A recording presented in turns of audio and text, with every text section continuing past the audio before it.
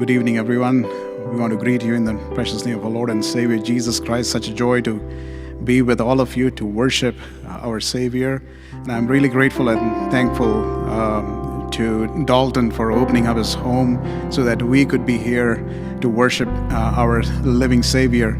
I thank Johan on the keys, Ashish on the bass, Samson on the drum pad. We thank God for this opportunity to worship Him. Hallelujah. I know we are in different places, we are in different homes, but let distance not be a barrier for us to worship God. Let technology not be a barrier for us to worship God this evening. Hallelujah. The same God, the same Spirit of God which is here is in your homes. Hallelujah. Hallelujah. Even as we come into this first night of our fasting and prayer. Hallelujah. Pastor has reminded us from Joel chapter 2 verse 12 to 13 that even now declares the Lord, return to me with all your heart, with fasting and weeping and mourning. Hallelujah. Rend your heart and not your garments. God is not asking for partial obedience, but our hearts to be fully surrendered to Him in love. This evening, as we spend some time in worship, I want to invite you that let's go into the presence of God. Let's go into the throne room of God. Hallelujah. And worship Him in spirit and in truth, for He alone is worthy to be praised. Hallelujah. Let's surrender our lives completely into His hands. Hallelujah. എന്നെ മുറ്റുമായി hallelujah ഞാൻ സമർപ്പിക്കുന്നു കർത്താവേ. hallelujah നിൻ വചനത്താൽ എന്നെ കഴുകണമേ കർത്താവേ. hallelujah നിന്റെ ഹിതം പോലെ എന്നെ നടത്തണമേ. hallelujah ശുദ്ധാത്മാവിനാൽ എന്നെ നിറയ്ക്കണമേ. hallelujah. Thank you, Jesus. എന്നെ മുറ്റുമായി ഞാൻ സമർപ്പിക്കുന്നേ, നിൻ വചനത്താൽ എന്നെ കഴുകണമേ, നിന്റെ ഹിതം പോലെന്നെ നടത്തണമേ, ശുദ്ധാത്മാവിനാൽ എന്നെ നിറയ്ക്കണമേ. പൂർണ്ണ സമർപ്പണത്തോടെ. hallelujah. Can we ask God, would you wash us, O Lord? Would you cleanse us, Almighty God? hallelujah. Through your word, Almighty God. hallelujah. This evening, O Lord, help us to walk in your will, O Lord Jesus. hallelujah. With your Spirit, O Lord, would you fill us again, O Lord? Amen. എന്നെ മുറ്റുമായി ഞാൻ സമർപ്പിക്കുന്നേ, നിൻ വചനത്താൽ എന്നെ കഴുകണമേ, നിന്റെ ഹിതം പോലെന്നെ നടത്തണമേ, ശുദ്ധാത്മാവിനാൽ എന്നെ നിറയ്ക്കണമേ. ഓ ആരാധന, അങ്ങേയ്ക്കാരാധന, എന്നേശുവേ അങ്ങേയ്ക്കാരാധന, ആരാധന അങ്ങേയ്ക്കാരാധന, എന്നേശുവേ അങ്ങേയ്ക്കാരാധന. അങ്ങെപ്പോലൻ ദൈവമേ അരുളി ലോകേ, അങ്ങിലല്ലാതെ വേറെ ഇല്ലെന്നാശ്രയം, അങ്ങിൽ മാത്രം ചാരുന്നെൻ പ്രാണപ്രിയനേ, അങ്ങു മാത്രമാണെന്നും എൻ്റെ സർവസ്വം. അങ്ങെപ്പോലൻ ദൈവമെന്നരുളി ലോകേ, അങ്ങിലല്ലാതെ വേറെ ഇല്ലെന്നാശ്രയം, അങ്ങിൽ മാത്രം ചാരുന്നെൻ പ്രാണപ്രിയനേ, അങ്ങു മാത്രമാണെന്നും എൻ്റെ സർവസ്വം. ആരാധന അങ്ങേയ്ക്കാരാധന, എന്നേശുവേ അങ്ങേയ്ക്കാരാധന, ആരാധന അങ്ങേയ്ക്കാരാധന, എന്നേശുവേ അങ്ങേയ്ക്കാരാധന.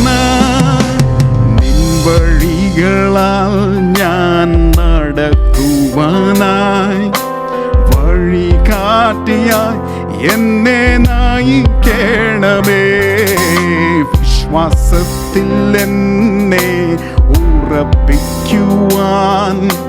ക്രിസ്തു എന്ന പാറയിൽ നിർത്തിയിടേണമേ. നിൻ വഴികൾ ഞാൻ നടക്കുവാനായി വഴി കാട്ടിയായി എന്നെ നയിക്കണമേ. വിശ്വാസത്തിൽ എന്നെ ഉറപ്പിക്കുവാൻ ക്രിസ്തു എന്ന പാറയിൽ നിർത്തിയിടണമേ. ആരാധന അങ്ങേക്കാരാധന, യേശുവേ അങ്ങേക്കാരാധന.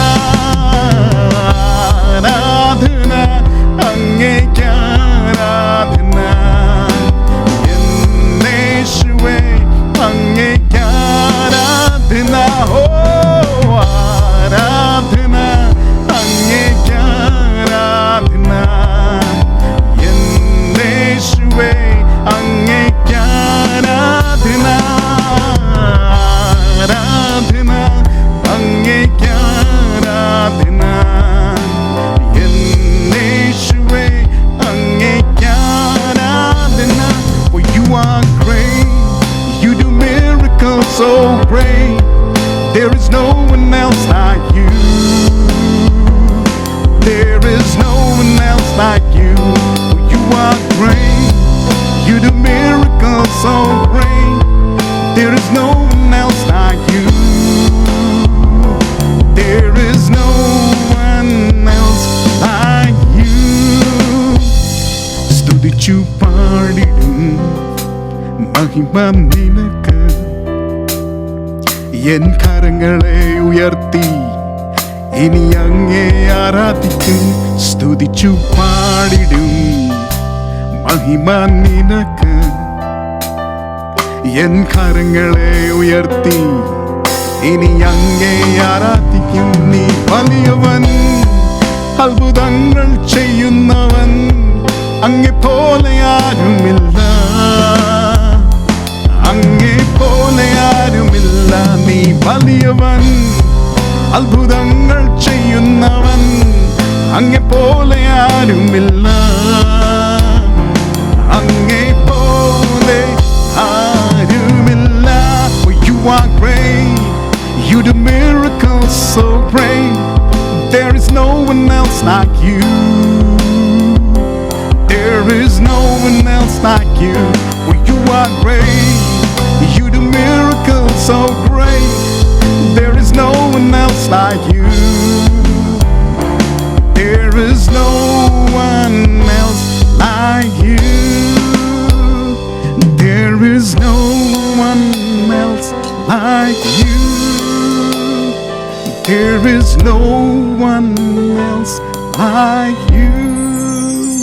Thank you, Jesus. Hallelujah.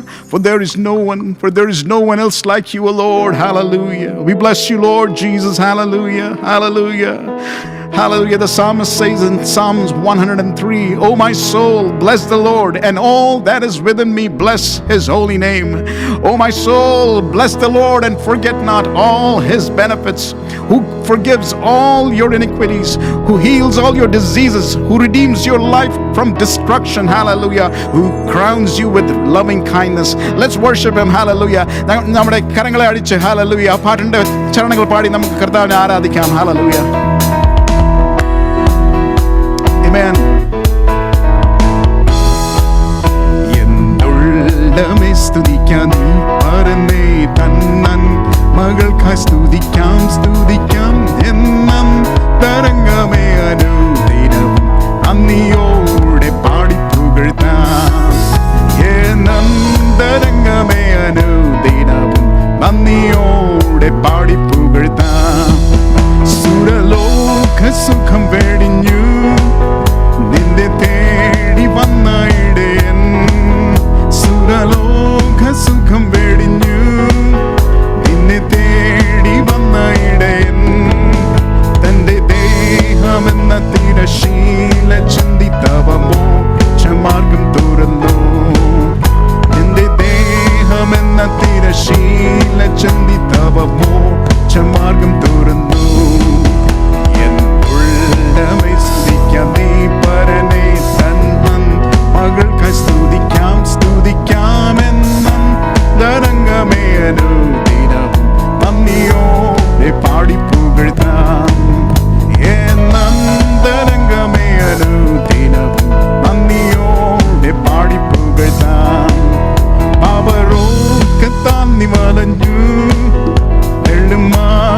ആശയില്ലാതലഞ്ഞു, പാപരോഗത്താൽ നീ വലഞ്ഞു. എള്ളും ആശയില്ലാതലഞ്ഞു, വരം കേടിടുമ്പോൾ തീരുമ നിന്റെ വ്യാധിയെല്ലാം വഹിച്ചു. വരം കേണിടുമ്പോൾ തിരുമേനി അതിൽ നിന്റെ വ്യാധിയെല്ലാം വഹിച്ചു. പല ശോധനകൾ വരുമ്പോൾ, ഭാരങ്ങൾ പെരുതിടുമ്പോൾ, പല ശോധനകൾ വരുമ്പോൾ, ഭാരങ്ങൾ പെരുകിടുമ്പോൾ, നിന്നെ കാത്തു സൂക്ഷിച്ചൊരു കാന്തനല്ലോ നിന്റെ ഭാരമെല്ലാം ചുമന്നു. നിന്നെ കാത്തു സൂക്ഷിച്ചൊരു കാന്തനല്ലോ നിന്റെ ഭാരമെല്ലാം ചുമന്നു.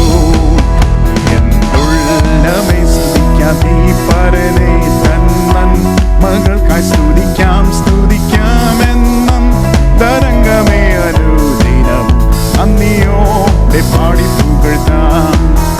ഏനന്തരംഗമേ അനുദിനവും നന്ദിയോടെ പാടി പുകഴ്ത്താം. ആത്മാവിനാൽ നിറച്ചു, ആനന്ദം ഉള്ളിൽ പകർന്നു. ആത്മാവിനാൽ നിറച്ചു, ആനന്ദം ഉള്ളിൽ പകർന്നു. പ്രത്യാശ വർദ്ധിപ്പിച്ചു പാലിച്ചിടും തവ സ്നേഹമതിശയമേ. പ്രത്യാശ വർദ്ധിപ്പിച്ചു പാലിച്ചിടും തവ സ്നേഹമതിശയമേ. എന്തുള്ളമേ സ്തുതിക്കാം നീ പരനെ തന്നൻ മകൾക്കായി സ്തുതിക്കാം, സ്തുതിക്കാം എന്നും തരംഗമേ അനുദിനവും നന്ദിയോടെ പാടി പുകഴ്ത്താം. ഏനന്തരംഗമേ അനുദിനവും നന്ദിയോടെ പാടി പുകഴ്ത്താം. മനോവേദന പല ശോധന മമ ജീവിത പാതയത്. മനോവേദന പല ശോധന മമ ജീവിത പാതയത്. മറതേരിടുമ്പോൾ ആത്മനാഥനം മാർവിച്ചാരി ഞാൻ ആശ്വസിക്കും. മറതേരിടുമ്പോൾ ആത്മനാഥനം മാർവിച്ചാരി ഞാൻ ആശ്വസിക്കും.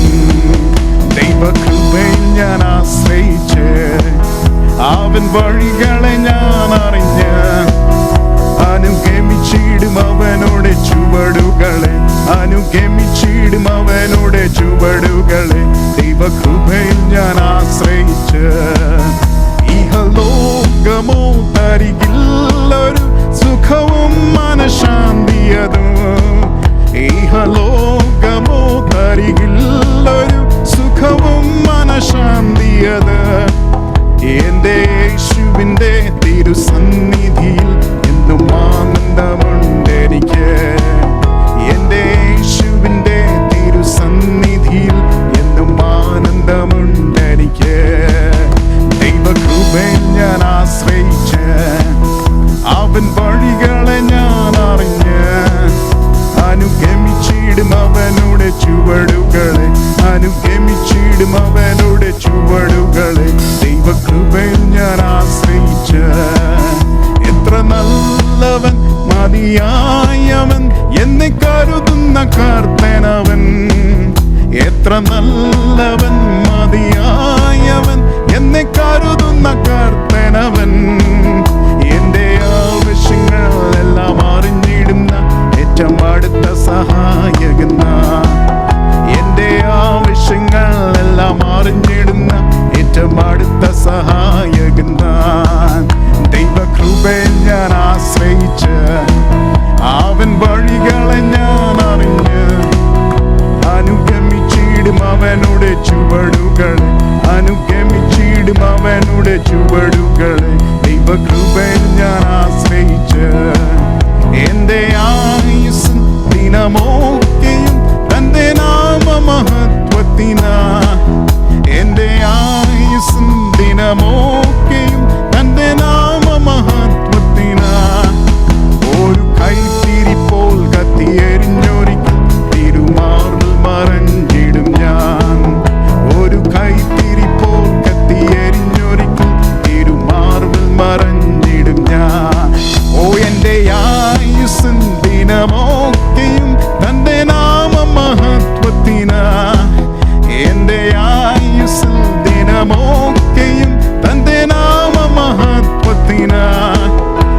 ഒരു കൈത്തിരി പോൽ കത്തിയെരിഞ്ഞൊരിക്കൽ തിരുമാർബിൾ മറഞ്ഞിടും ഞാൻ. ഒരു കൈത്തിരി പോൽ കത്തിയെരിഞ്ഞൊരിക്കൽ തിരുമാർബിൾ മറഞ്ഞിടും ഞാൻ. ദൈവകൃപയിൽ ഞാൻ ആശ്രയിച്ച് അവൻ വഴികളെ ഞാൻ അറിഞ്ഞ് അനുഗമിച്ചിടും അവനുടെ ചുവടുകളെ, അനുഗമിച്ചിടും അവനുടെ ചുവടുകളെ. ദൈവകൃപയിൽ ഞാൻ ആശ്രയിച്ച് അവൻ വഴികളെ ഞാൻ അറിഞ്ഞ് അനുഗമിച്ചിടും അവനുടെ ചുവടുകളെ, അനുഗമിച്ചിടും അവനുടെ ചുവടുകളെ. ദൈവകൃപയിൽ ഞാൻ ആശ്രയിച്ച്. Hallelujah. Oh, glory, glory, glory be to God. Hallelujah. We worship you, Lord. We exalt your name, O Lord. Hallelujah, hallelujah, hallelujah. Oh, we thank you, Jesus. Hallelujah. You are worthy of it all, O Lord. Hallelujah. You are worthy of it all, O Lord. Hallelujah. We give you glory. We give you honor, O Lord Jesus. Hallelujah.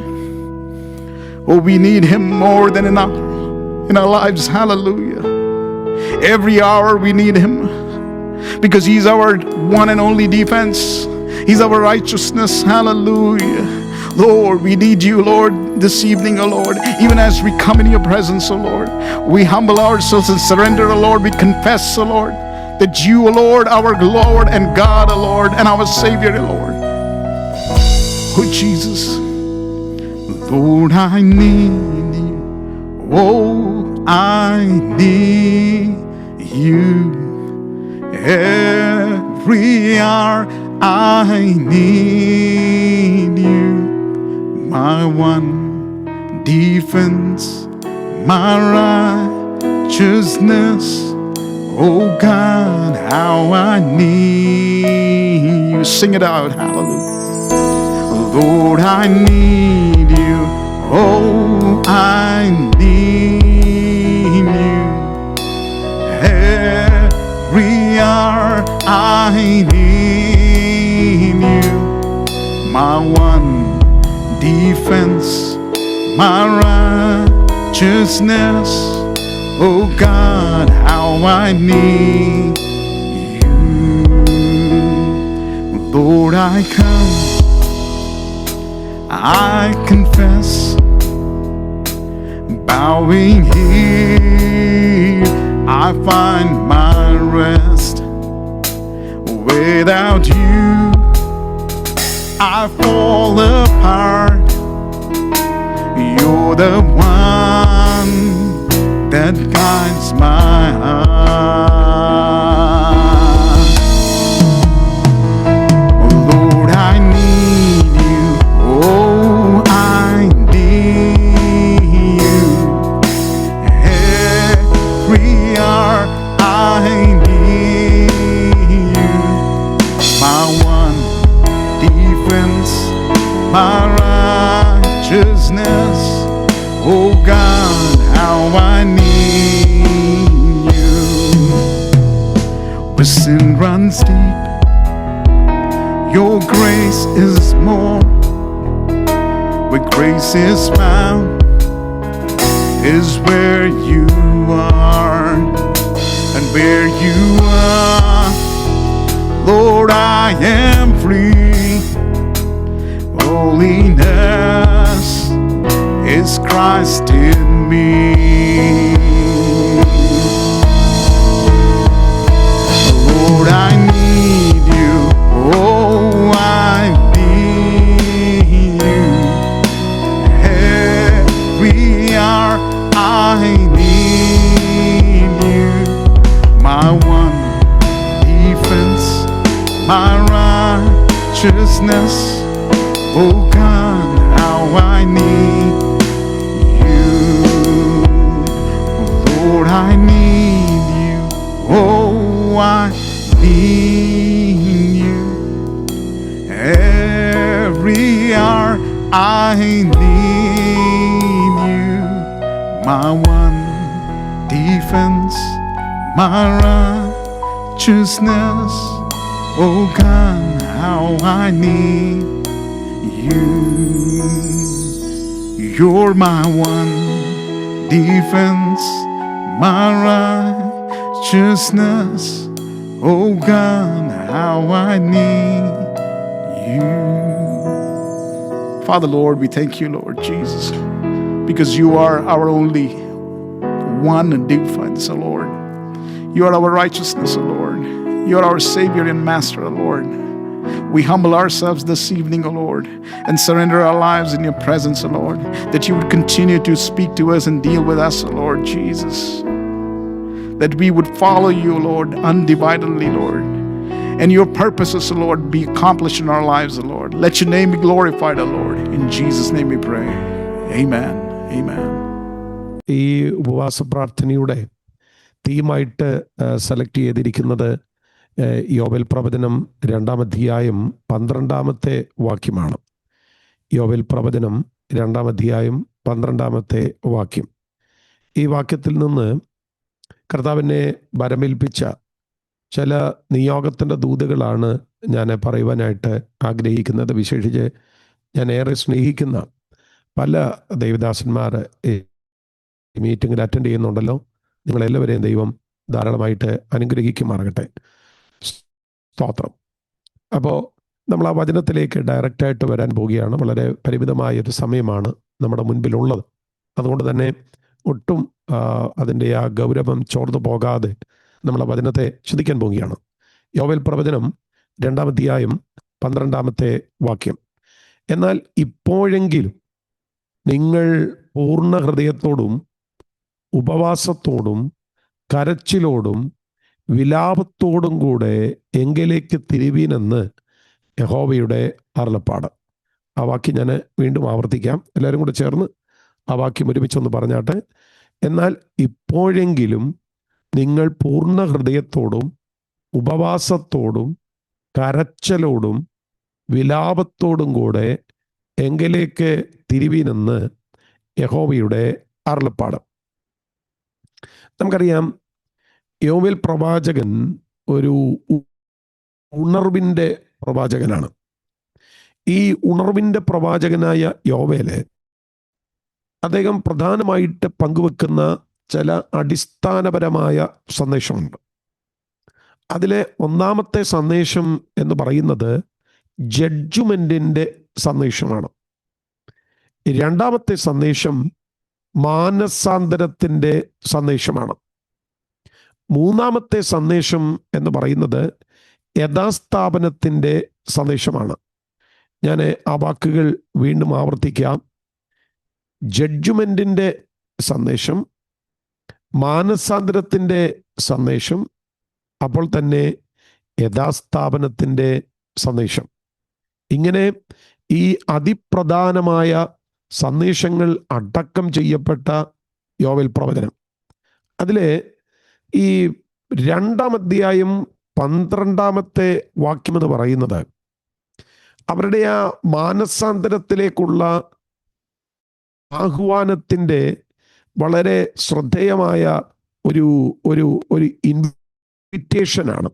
അപ്പം നിങ്ങൾ ആ വാക്ക് ശ്രദ്ധിച്ച്, എന്നാൽ ഇപ്പോഴെങ്കിലും, എല്ലാവരും കൂടെ ചേർന്ന് പറയാൻ പറ്റുമെങ്കിൽ ആ വാക്കൊന്ന് പറഞ്ഞു. എന്നാൽ ഇപ്പോഴെങ്കിലും നിങ്ങൾ പൂർണ്ണ ഹൃദയത്തോടും ഉപവാസത്തോടും കരച്ചലോടും വിലാപത്തോടും കൂടെ എങ്കിലേക്ക് തിരുവീനെന്ന് യഹോവയുടെ അരുളപ്പാട്. അവിടെ ആ ഇപ്പോഴെങ്കിലും എന്ന് പറയുമ്പം ആ വാക്ക് സൂചിപ്പിക്കുന്ന ഒട്ടനവധി കാര്യങ്ങളുണ്ട്. അതിലേറ്റവും പ്രധാനപ്പെട്ട 5 കൂട്ടം കാര്യങ്ങൾ ഞാൻ പറയാം. ഈ സമയത്തെങ്കിലും എന്ന ആശയം, വളരെ വൈകി, ഈ സമയത്തെങ്കിലും നിങ്ങളെങ്കിലേക്ക് മടങ്ങി വരിക എന്നാണ് പറയുന്നത്. രണ്ടാമത്തെ കാര്യമെന്ന് പറയുന്നത് ഒരു വലിയ ന്യായവിധി അടുത്തിരിക്കുന്നു. ഈ ന്യായവിധി അടുത്തിരിക്കുമ്പോഴെങ്കിലും എങ്കിലേക്ക് വരിക, അതാ ഇപ്പോഴെങ്കിലും എന്ന് പറയുന്നത്.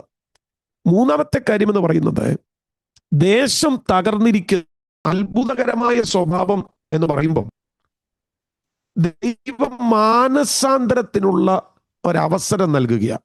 നമ്മോട് പറയാം, ന്യായവിധി യാഥാർത്ഥ്യമായിരിക്കുമ്പോഴും ദൈവം മാനസാന്തരത്തിനുള്ള ഒരു അവസരം അവർക്ക് നൽകുക.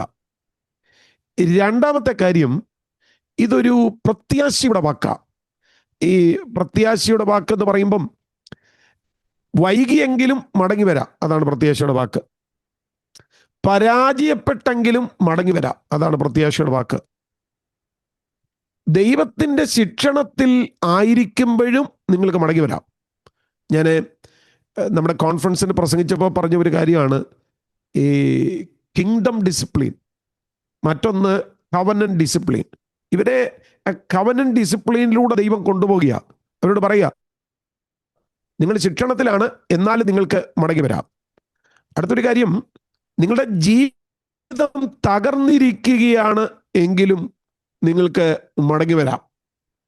മറ്റൊന്ന്, നിങ്ങളുടെ അനുഗ്രഹങ്ങൾ നഷ്ടപ്പെട്ടിരിക്കുകയാണെങ്കിലും നിങ്ങൾക്ക് മടങ്ങി വരാം. ഇവിടെ കൃപ അവരോട് സംസാരിക്കുകയാണ്. എൻ്റെ സഹോദരങ്ങളെ, ദൈവമക്കളെ, ഞാൻ വളരെ ഹൃദയപൂർവ്വം നിങ്ങളോട് പറയട്ടെ, നമ്മൾ എത്ര പിന്മാറ്റത്തിലേക്ക് പോയാലും മടങ്ങി വരാനുള്ള ഒരു ചാൻസ് ദൈവം ഇട്ടിരിക്കും. അത് എന്നും അങ്ങനെ തുടരുമോ എന്ന് ചോദിച്ചാൽ ഇല്ലെന്ന് ഞാൻ പറയും. അങ്ങനെ പറയാനുള്ള കാരണം, വെളിപ്പാട് പുസ്തകം 2-ാം അധ്യായത്തിൽ നിന്ന്, വെളിപ്പാട് പുസ്തകം 2-ാം അധ്യായത്തിൽ നമ്മൾ വായിക്കുന്ന ഒരു വചനമുണ്ടല്ലോ, ഇസബേലിനെ കുറിച്ച് പറയുക, ഞാൻ അവൾക്ക് മാനസാന്തരപ്പെടാൻ സമയം നൽകിയിട്ടു. അവളുടെ ദുർനടപ്പ് വിട്ട് മാനസാന്തരപ്പെടാൻ അവൾക്ക് മനസ്സില്ലായിരുന്നു. അങ്ങനെ പറയുന്നു. ദൈവം അവസരം നൽകി. ആരാ? ഇസബേൽ. ഈസബേൽ ആരാണ്? ഈസബേലിനെ കുറിച്ച് പറയുന്ന വിഷയം ഇതാണ്. കർത്താവ് അവൾക്ക് മാനസാന്തരപ്പെടുവാൻ സമയം കൊടുത്തു. അത് എത്ര വർഷമാണെന്ന് നമുക്കറിയില്ല. 5 വർഷമാണോ 10 വർഷമാണോ നമുക്കറിയില്ല. പക്ഷേ ഒരു കാര്യം സത്യമാണ്, മാനസാന്തരപ്പെടുവാൻ സമയം കൊടുത്തു. ഞാനതുകൊണ്ടാണ് പറഞ്ഞു, ഈസബേലിന് പോലും മാനസാന്തരപ്പെടാൻ ദൈവ സമയം കൊടുക്കുന്നുണ്ടെങ്കിൽ സഹോദരങ്ങളെ, ഉറപ്പാണ് എല്ലാവർക്കും സമയമുണ്ട്. പക്ഷെ പറയാനായിട്ട് പറ്റത്തില്ല, എത്ര സമയമാണെന്ന് പറയാൻ പറ്റത്തില്ല. ഇത് വളരെ ഗൗരവത്തോടെ മനസ്സിലാക്കേണ്ട ഒരു കാര്യമാണ്. ശരിക്കും ന്യായവിധിക്ക് മുൻപേ കൃപ സംസാരിക്കുന്നു എന്നുള്ളതാണ്. തള്ളിക്കളയുന്നതിന് മുമ്പ് കൃപ സംസാരിക്കുന്നു, ഉപേക്ഷിക്കുന്നതിന് മുൻപ് കൃപ സംസാരിക്കുന്നു. ഞാനത് പറയുമ്പോൾ ഈ ഉപേക്ഷിക്കുന്നു എന്ന് പറയുന്ന ഒരു കാര്യം നിങ്ങൾ നന്നായിട്ട് മനസ്സിലാക്കണം. ദൈവം ഒരു ഘട്ടം കഴിയുമ്പോൾ ചിലരെ അങ്ങ് കൈവിടും കേട്ടോ. അത് മനസ്സിലാക്കണം. ഞാനത് അങ്ങനെ പറയുമ്പം, ഒരു ഘട്ടം കഴിയുമ്പോൾ ദൈവം ചിലരെ കൈവിടുന്നു എന്ന് പറയുമ്പം, ഈ യേശാവിനെ കുറിച്ച് വായിക്കുന്നുണ്ടല്ലോ, പിന്നത്തേതിൽ കണ്ണുനീരോടെ മാനസാന്തരത്തിനായിട്ട് അപേക്ഷിച്ചെങ്കിലും ഇടകണ്ടില്ല. ഒരു അവസരം ഉണ്ടായിരുന്നു, പക്ഷേ പിന്നീട് ഇടകണ്ടില്ല. അത് വളരെ നിർണായകമായ ഒരു കാര്യമാണ്. അപ്പം ദൈവം മടക്കിയെടുക്കാൻ ആഗ്രഹിക്കുന്ന ഒരു സമയമുണ്ട്. ആ സമയത്ത് മടങ്ങി വരണം. അല്ലെങ്കിൽ ദൈവം പിന്നീട് ആ വ്യക്തിയെ സ്വീകരിക്കുമെന്ന് നമുക്ക് പറയാനായിട്ട് പറ്റത്തില്ല. അത് ഞാൻ ഏശാവിൻ്റെ ചരിത്രത്തിൽ നിന്നാണ് പറയുന്നത്. ദൈവം ആഗ്രഹിക്കുന്ന ഒരു സമയത്ത്, അതുകൊണ്ട് നമ്മൾ വായിക്കുന്നത്, യെരൂശലേമേ യെരൂശലേമേ, പ്രവാചകന്മാരെ കൊല്ലുകയും നിന്റെ അടുക്കൽ അയച്ചവരെ കല്ലെറിയുകയും ചെയ്തവളെ. മത്തായി സുവിശേഷം 23-ാം അധ്യായത്തിന്റെ 37-ാമത്തെ വാക്യമാണ്. കോഴി തന്റെ കുഞ്ഞുങ്ങളെ ചിറകിൻ മറവിൽ മറയ്ക്കുന്നത് പോലെ നിന്നെ മറയ്ക്കാൻ എനിക്ക് പലവട്ടം മനസ്സായിരുന്നു, പക്ഷെ നിങ്ങൾക്ക് മനസ്സില്ലായിരുന്നു കേട്ടോ. എനിക്ക് പലവട്ടം മനസ്സായിരുന്നു. അവിടെ എത്ര വട്ടം മനസ്സായിരുന്നു എന്നാണ് മലയാളത്തിൽ എഴുതിയിരിക്കുന്നത്. എനിക്ക് എത്ര വട്ടം മനസ്സായിരുന്നു, പക്ഷെ നിങ്ങൾക്ക് മനസ്സില്ലായിരുന്നു. സ്തോത്രം, നിങ്ങൾക്ക് മനസ്സില്ലായിരുന്നു. അതുകൊണ്ട് കർത്താവ് പറയുകയാണ്, ഇനിയും എൻ്റെ നാമത്തിൽ വരുന്നവൻ അനുഗ്രഹിക്കപ്പെട്ടവനെന്ന് പറയുമ്പോളും നിങ്ങളുടെ ഭവനം ശൂന്യമായി തീരും. 23-ാം അധ്യായം 38-ാമത്തെ വാക്യം. നിങ്ങളുടെ ഭവനം ശൂന്യമായി പോകും. അപ്പോൾ എത്ര വട്ടം മനസ്സായിരുന്നു? നമുക്കാർക്കും അറിയത്തില്ല എത്ര വട്ടം മനസ്സായിരുന്നെന്ന്. പക്ഷെ കർത്താവിന് മനസ്സായിരുന്നു. അവരെന്തൊക്കെയാ ചെയ്തത്?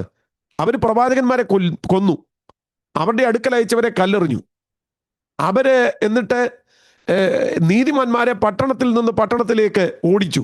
ഇതെല്ലാം ചെയ്തിട്ടും കർത്താവ് പറയുക, എനിക്ക് നിങ്ങളെ ഒന്ന് മറച്ചു പിടിക്കാൻ മനസ്സുണ്ടായിരുന്നു, പക്ഷെ നിങ്ങൾക്ക് മനസ്സില്ലായിരുന്നു. എന്നിട്ട് പറയുക, ഇനി നിങ്ങളുടെ ഭവനം ശൂന്യമായി പോകും. കർത്താവിന്റെ നാമത്തിൽ വരുന്നവൻ അനുഗ്രഹിക്കപ്പെട്ടവനെന്ന് പറയുവോളം നിങ്ങൾ ഇനി എന്നെ കാണത്തില്ല. അപ്പോൾ കുറിച്ചു വെച്ചോണം, മടങ്ങി വരാൻ ദൈവം ഒരാൾക്ക് കൊടുക്കുന്ന ഒരു ടൈമുണ്ട്. അത് പുതിയ നിയമത്തിൽ നിന്ന് രണ്ടിടത്തുനിന്ന് ഞാൻ പറഞ്ഞു കഴിഞ്ഞു. ഇനിയും പറയാനാണെങ്കിൽ വേറെ പല സംഭവങ്ങളുണ്ട്. യേശാവിൻ്റെ കാര്യം എബ്രായ ലേഖനത്തിലാണ് പറയുന്നത്, വേറെ പല കാര്യങ്ങൾ പറയുന്നുണ്ട്. അപ്പം ന്യായവിധിക്ക് മുമ്പേ കൃപ സംസാരിക്കും, മടക്കിയെടുക്കാനായിട്ട് ദൈവം ശ്രമിക്കും. മുടിയനായ പുത്രൻ തിന്നു മുടിച്ചു പോയെങ്കിലും മടങ്ങി വരാൻ അവനൊരു ചാൻസ് ഉണ്ടായിരുന്നു. ഇത് തന്നെയാണ് ഇവിടെ കൃപ സംസാരിക്കുക. ഈ ജനം ദൈവത്തിൽ നിന്നാകുന്നു, അവർ ബോധിച്ചതുപോലെ ജീവിച്ചു. കർത്താവ് ആ ലാസ്റ്റ് ടൈമിൽ ചെന്ന് എന്ന് പറയുക, ഇപ്പോഴെങ്കിലും, ആ വാക്ക് നന്നായിട്ട് ഓർത്തോണം, ഇപ്പോഴെങ്കിലും. ഞാൻ ഈ മെസ്സേജ് പറഞ്ഞുകൊണ്ടിരിക്കുമ്പോൾ എന്നെ കേൾക്കുന്ന മുഴുവൻ കേൾവിക്കാരോട് ഞാൻ പറയാം, സഹോദരങ്ങളെ, എന്നും നമ്മുടെ മുൻപിൽ സാധ്യതകളുടെ വാതിലുകൾ തുറന്നു കിടക്കത്തില്ല. ദൈവം നമ്മളോട് ഇടപെടുമ്പോൾ, ദൈവം നമ്മളോട് കരുണ കാട്ടുമ്പോൾ, ദൈവം നമ്മോട് സംസാരിക്കുമ്പോൾ കൃത്യമായി നമ്മൾ ആ ഇടപെടലിനെ തിരിച്ചറിഞ്ഞ് നമ്മൾ അതിനകത്തേക്ക് കയറണം. അല്ലെങ്കിൽ കൃപയുടെ വാതിൽ അടഞ്ഞാൽ പിന്നെ നമുക്ക് അതിനുള്ള സാധ്യത ഉണ്ടാകത്തില്ല. ഞാൻ ആ പറയുന്നത് മനസ്സിലാകുന്നു എന്നാണ് കരുതുന്നത്. അതുകൊണ്ട് ഇപ്പോഴെങ്കിലും എന്ന് പറയുന്നത്. ഇനി ഒന്നാമത്തെ പദം ഞാൻ വിട്ടു, അടുത്ത ഭാഗത്തേക്ക് വരിക. നിങ്ങൾ പൂർണ്ണ ഹൃദയത്തോടും ഉപവാസത്തോടും കരച്ചിലോടും വിലാപത്തോടും കൂടെ എങ്കിലേക്ക് തിരിവിനെന്ന് യഹോവയുടെ അരുളപ്പാട്. ഇതൊരു വലിയ ദൈവശാസ്ത്രപരമായ ഡിസ്കഷൻ ആവശ്യമുള്ള ഒരു വാക്യമാണ് കേട്ടോ. നിങ്ങൾ പൂർണ്ണ ഹൃദയത്തോടും ഉപവാസത്തോടും കരച്ചിലോടും വിലാപത്തോടും കൂടെ എങ്കിലേക്ക് തിരിയണം. ഈ ദൈവത്തിങ്കിലേക്ക് തിരിഞ്ഞു വരണമെന്ന് പറയുന്നതിന് പിന്നിൽ രണ്ട് പശ്ചാത്തലങ്ങളുണ്ട്. അതിൽ ഒന്നാമത്തെ പശ്ചാത്തലം എന്ന് പറയുന്നത് ടോട്ടലി എസ്കറ്റോളജിക്കൽ ഒരു തോട്ടാണ്. എസ്കറ്റോളജിക്കൽ തോട്ട് എന്ന് പറയുമ്പോൾ ഈ യോവേൽ പ്രവചനം 2-ാം അധ്യായം 11-ാമത്തെ വാക്യം വായിക്കണം. അതിനുശേഷമാണല്ലോ 12-ൽ ഈ കാര്യം പറയുന്നത്. അപ്പോൾ 11-ൽ നിന്ന് നമ്മൾ തുടങ്ങണം. അതാ ഞാൻ പറഞ്ഞത്, അതൊരു എസ്കറ്റോളജിക്കൽ തോട്ടാണ്. അതിനങ്ങനെ പറയുന്നത് 11-ാമത്തെ വാക്യം, യഹോവ തന്റെ സൈന്യത്തിന്റെ മുൻപിൽ മേഘനാദം കേൾപ്പിക്കുന്നു, അവന്റെ പാളയം അത്യന്തം വലുതും അവന്റെ വചനം അനുഷ്ഠിക്കുന്നവൻ ശക്തിയുള്ളവന് തന്നെ. എന്നിട്ട് പറയാ, യഹോവയുടെ ദിവസം വലുതും അതിഭയങ്കരവും ആകുന്നു, അത് സഹിക്കാവുന്നവൻ അപ്പോ യഹോവയുടെ ദിവസം വരുന്നുണ്ട്. യഹോവയുടെ ദിവസം, ഈ യഹോവയുടെ ദിവസം, the day of Jehovah, the day of the Lord, യഹോവയുടെ ദിവസം വരുന്നു. ഈ യഹോവയുടെ ദിവസം അതെന്താണെന്ന് ആരെങ്കിലും ചോദിച്ചു കഴിഞ്ഞാൽ, അത് ദൈവശാസ്ത്രപരമായി എസ്കറ്റോളജിക്കലി ചിന്തിക്കുകയാണെങ്കിൽ നോർമലി അത് മഹാപീഡന കാലഘട്ടത്തെക്കുറിച്ചാണ് പറയുന്നത്. യഹോവയുടെ ദിവസം അല്ലെങ്കിൽ ഈ കർത്താവിൻ്റെ ദിവസം എന്ന് പറയുന്നത് മഹാപീഡന കാലമാണ്. ഞാനത് വാക്യങ്ങൾ കൊണ്ട് തെളിയിക്കാം കേട്ടോ. നമ്മൾ എസ്കറ്റോളജിക്കൽ തോട്ടിൽ നിന്നാണ് അത് ചിന്തിക്കുന്നത്. സഫന്യാമിന്റെ പുസ്തകം 1-ാം അധ്യായം 14-ാമത്തെ വാക്യം നോക്കിക്കേ. യഹോവയുടെ മഹാദിവസം അടുത്തിരിക്കുന്നു, അത് അടുത്ത് അത്യന്തം ബന്ധപ്പെട്ട് വരുന്നു. കേട്ടോ, യഹോവയുടെ ദിവസം, വീരൻ അവിടെ കഠിനമായി നിലവിളിക്കുന്നു എന്ന് പറയുന്നുണ്ട്. ഇനി ആമോസിന്റെ പുസ്തകം 5-ാം അധ്യായം 20-ാമത്തെ വാക്യം നോക്കി. യഹോവയുടെ ദിവസം വെളിച്ചമല്ല, ഇരുൾ തന്നെയല്ല, ഒട്ടും പ്രകാശമില്ലാത്ത അന്ധതമസ്സ തന്നെ എന്ന് പറയുന്നുണ്ട്. ആമോസ് 5:18 നോക്കിയേ. അവിടെ വായിക്കുന്നു, യഹോവയുടെ ദിവസത്തിനെ വാഞ്ചിക്കുന്ന നിങ്ങൾക്ക് അയ്യോ കഷ്ടം, യഹോവയുടെ ദിവസം കൊണ്ട് നിങ്ങൾക്ക് എന്തു ഗുണം, അത് വെളിച്ചമല്ല ഇരുട്ടത്രേ എന്ന് പറയുന്നുണ്ട്. ഉണ്ടോ? ജഡ്ജ്മെന്റ് ആണ് സംഗതി. യോവേൽ പ്രവചനം 2-ാം അധ്യായം 1-ാമത്തെ വാക്യം യഹോവയുടെ ദിവസത്തെക്കുറിച്ച് വീണ്ടും പറയുന്നുണ്ട്. സിയോനിൽ കാഹളം ഊതുവിൻ, എൻ്റെ വിശുദ്ധ പർവ്വതത്തിൽ അയ്യം വിളിപ്പിൻ, യഹോവയുടെ ദിവസം വരുന്നത് കൊണ്ടും അത് അടുത്തിരിക്കുന്നത് കൊണ്ടും ദേശത്തിലെ സകല നിവാസികളും നടുങ്ങിപ്പോകട്ടെ. യഹോവയുടെ ദിവസം വരുന്നു. യോവേൽ 1:15, ആ ദിവസം അയ്യോ കഷ്ടം, യഹോവയുടെ ദിവസം അടുത്തിരിക്കുന്നു, അത് സർവശക്തന്റെ പക്കൽ നിന്ന് സംഹാരം പോലെ വരുന്നു എന്നാണ് പറയുന്നത്. യെശയ്യാവ് 13:9, ദേശത്തെ ശൂന്യമാക്കുവാനും പാപികളെ അതിൽ നിന്ന് മുടിച്ചു കളവാനും യഹോവയുടെ ദിവസം ക്രൂരമായിട്ട് ക്രോധത്തോടും അതികോപത്തോടും വരുന്നു. കണ്ടോ, യഹോവയുടെ ദിവസം. യെശയ്യാ പ്രവചനം 13:6, യഹോവയുടെ ദിവസം സമീപിച്ചിരിക്കുന്നതുകൊണ്ട് മുറയിടുവിൻ, അത് സർവശക്തങ്കിൽ നിന്ന് സർവനാശം പോലെ വരുന്നു എന്ന് പറയുന്നുണ്ട്. ഇവിടെ എല്ലാം പറയുന്ന വാക്കുണ്ടോ, യഹോവയുടെ ദിവസം. കർത്താവ് മത്തായി സുവിശേഷത്തില് 24-ാം അധ്യായം 22-ാമത്തെ വാക്യത്തിൽ അതിനെക്കുറിച്ച് പറയുന്ന ഒരു ഭാഗമുണ്ട്. അതൊന്ന് വായിക്കുന്നത് നല്ലതാണ്. ആ നാളുകൾ ചുരുങ്ങാതിരുന്നാൽ ഒരു ജഡവും രക്ഷിക്കപ്പെടുകയില്ല, വ്രതന്മാർ നിമിത്തമോ ആ നാളുകൾ ചുരുങ്ങുമെന്ന് വായിക്കുന്നുണ്ട്. യഹോവയുടെ ദിവസത്തെക്കുറിച്ച് പറയുന്ന ഒരു ഭാഗമാണ്. എന്നാൽ ശ്രദ്ധേയമായ ഒരു കാര്യമെന്ന് പറയുന്നത്, ന്യൂ ടെസ്റ്റമെന്റിലേക്ക് വരുമ്പോൾ ഇതിനെ കർത്താവിൻ്റെ ദിവസം എന്ന് ട്രാൻസ്ലേറ്റ് ചെയ്തിരിക്കുന്നത്. അതായത് യോവേൽ പ്രവചനത്തിലെ തന്നെ വാക്യം, ഈ 2-ാം അധ്യായം 11-ാമത്തെ വാക്യം, അത് അതുപോലെ തന്നെ എടുത്ത് അപ്പോസ്തലപ്രവൃത്തി കർത്താവിൻ്റെ ദിവസം എന്ന് തന്നെയാണ് പറഞ്ഞിരിക്കുന്നത്.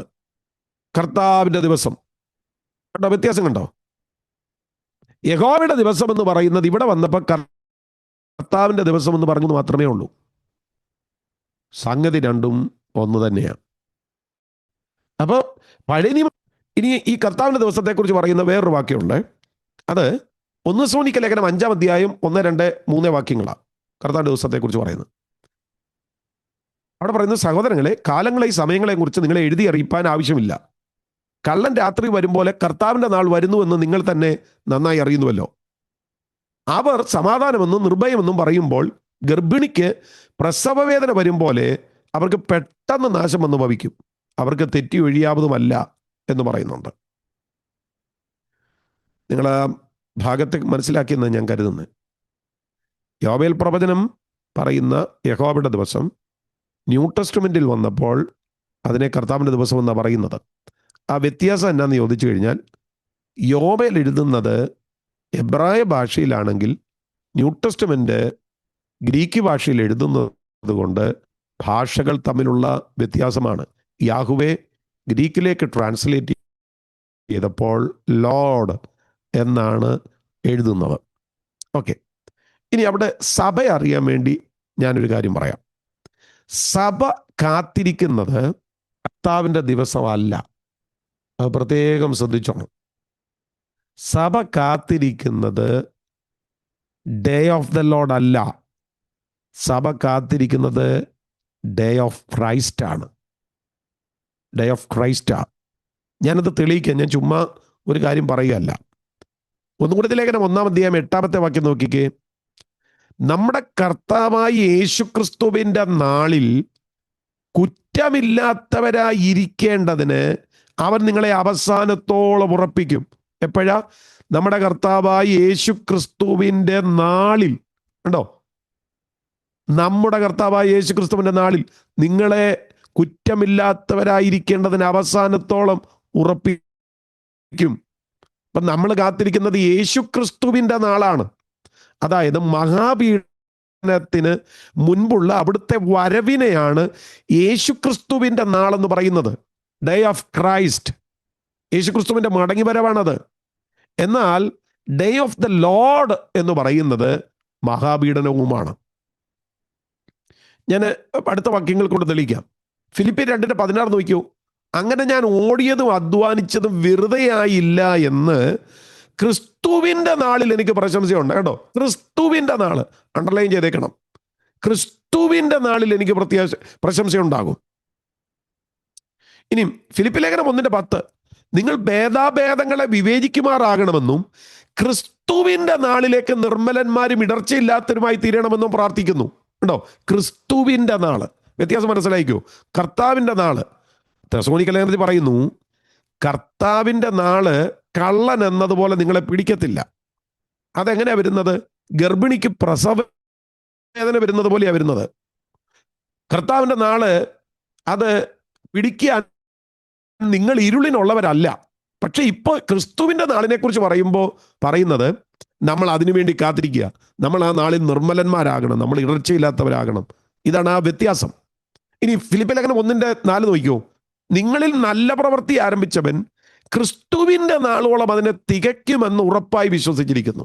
കേട്ടോ, ക്രിസ്തുവിൻ്റെ നാള്, ക്രിസ്തുവിൻ്റെ നാളോളം, അതായത് അവിടുത്തെ മടങ്ങി വരവാ. സഭയെ ചേർക്കുവാനായിട്ട് മധ്യാകാശത്തിൽ വരുന്ന ആ കാഹളം ധ്വനിക്കുന്ന ആ സമയത്തെക്കുറിച്ചാണ് അവിടെ പറയുന്നത്, ക്രിസ്തുവിൻ്റെ നാള്. ഇനി ഒരു വാക്യം കൂടെ ഞാൻ ആ വിഷയത്തിൽ പറയാം. 2 കൊരിന്ത്യർ ലേഖനം 1-ാം അധ്യായം 14-ാമത്തെ വാക്യം. നമ്മുടെ കർത്താവായ യേശുക്രിസ്തുവിൻ്റെ നാളിൽ നിങ്ങൾ ഞങ്ങൾക്കെന്ന പോലെ ഞങ്ങൾ നിങ്ങൾക്കും പ്രശംസയാകുന്നു. എപ്പോഴാ? നമ്മുടെ കർത്താവായ യേശുക്രിസ്തുവിൻ്റെ നാളിൽ, അതായത് സഭയ്ക്ക് വേണ്ടി നമ്മുടെ കർത്താവ് മധ്യാകാശത്തിൽ വെളിപ്പെടുന്ന കാഹളം ധ്വനിക്കുന്ന ആ സമയത്തെയാണ് പൗലോസ് ഈ പറയുന്ന മുഴുവൻ. എന്നാൽ തെസ്സലോനിക്ക ലേഖനത്തിൽ നമ്മൾ വായിച്ചതുപോലെ, അപ്പോസ്തല പ്രവൃത്തിയിൽ നമ്മൾ വായിച്ചതുപോലെ, കർത്താവിൻ്റെ നാൾ എന്ന് പറയുന്നത് മഹാപീഡനകാലമാണ്. അത് പഴയ നിയമ പശ്ചാത്തലത്തിൽ നിന്ന് ഒരുപാട് വാക്യങ്ങൾ വായിച്ച് നമ്മൾ മനസ്സിലാക്കി. അപ്പൊ യോവേല് പറയുക, എൻ്റെ കുഞ്ഞുങ്ങളെ, എൻ്റെ സഹോദരങ്ങളെ, യോവേല വിശ്വാസ സമൂഹത്തെ വിളിക്കുക, ഇസ്രായേലിനെ വിളിക്കുക, നിങ്ങൾ പൂർണ്ണ ഹൃദയത്തോടും ഉപവാസത്തോടും കരച്ചിലോടും വിലാപത്തോടും കൂടെ എങ്കിലേക്ക് തിരിയണം. കാരണം കർത്താവിൻ്റെ ദിവസം വരുന്നുണ്ട്. നിങ്ങൾക്ക് ഗുണമല്ലാത്ത, അന്ധതമസ ആയ, പ്രകാശം ഇല്ലാത്ത ദേശത്തിലെ നിവാസികൾ നടുങ്ങിപ്പോകുന്ന, സർവനാശം പോലെ വരുന്ന, യെശയ്യാപ്രവചനം 13:6 അത്, സർവനാശം പോലെ വരുന്ന കർത്താവിൻ്റെ നാൾ വരുന്നു. അതുകൊണ്ട് നിങ്ങൾ എന്ത് ചെയ്യണം? നിങ്ങൾ പൂർണ്ണ ഹൃദയത്തോടും ഉപവാസത്തോടും കരച്ചിലോടും വിലാപത്തോടും കൂടെ എങ്കിലേക്ക് തിരിവീൻ. ഞാൻ നിങ്ങളോട് പറയട്ടെ, പഴയ നിയമത്തിൽ നിന്ന് പുതിയ നിയമത്തിൻ്റെ മിനിസ്ട്രി ചെയ്ത ഈ സന്ദേശം നമ്മൾ തിരിച്ചറിയണം സഹോദരങ്ങളെ. കർത്താവിൻ്റെ നാൾ വരുന്നുണ്ട്.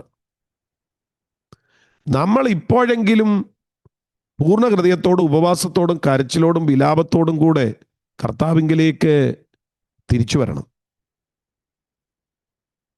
ആമേൻ. എന്താണ് ഫാസ്റ്റിങ്ങിന്റെ ഉദ്ദേശം? സതീഷ് പാസ്റ്റർ എന്തിനാണ് ഇങ്ങനെ ഒരു തീം തന്നത്? എന്താണ് ഈ ഫാസ്റ്റിങ്ങിന്റെ ലക്ഷ്യം? ലക്ഷ്യം ഇത്രയേ ഉള്ളൂ, മടങ്ങി വരണം, ഇത്രയേ ഉള്ളൂ.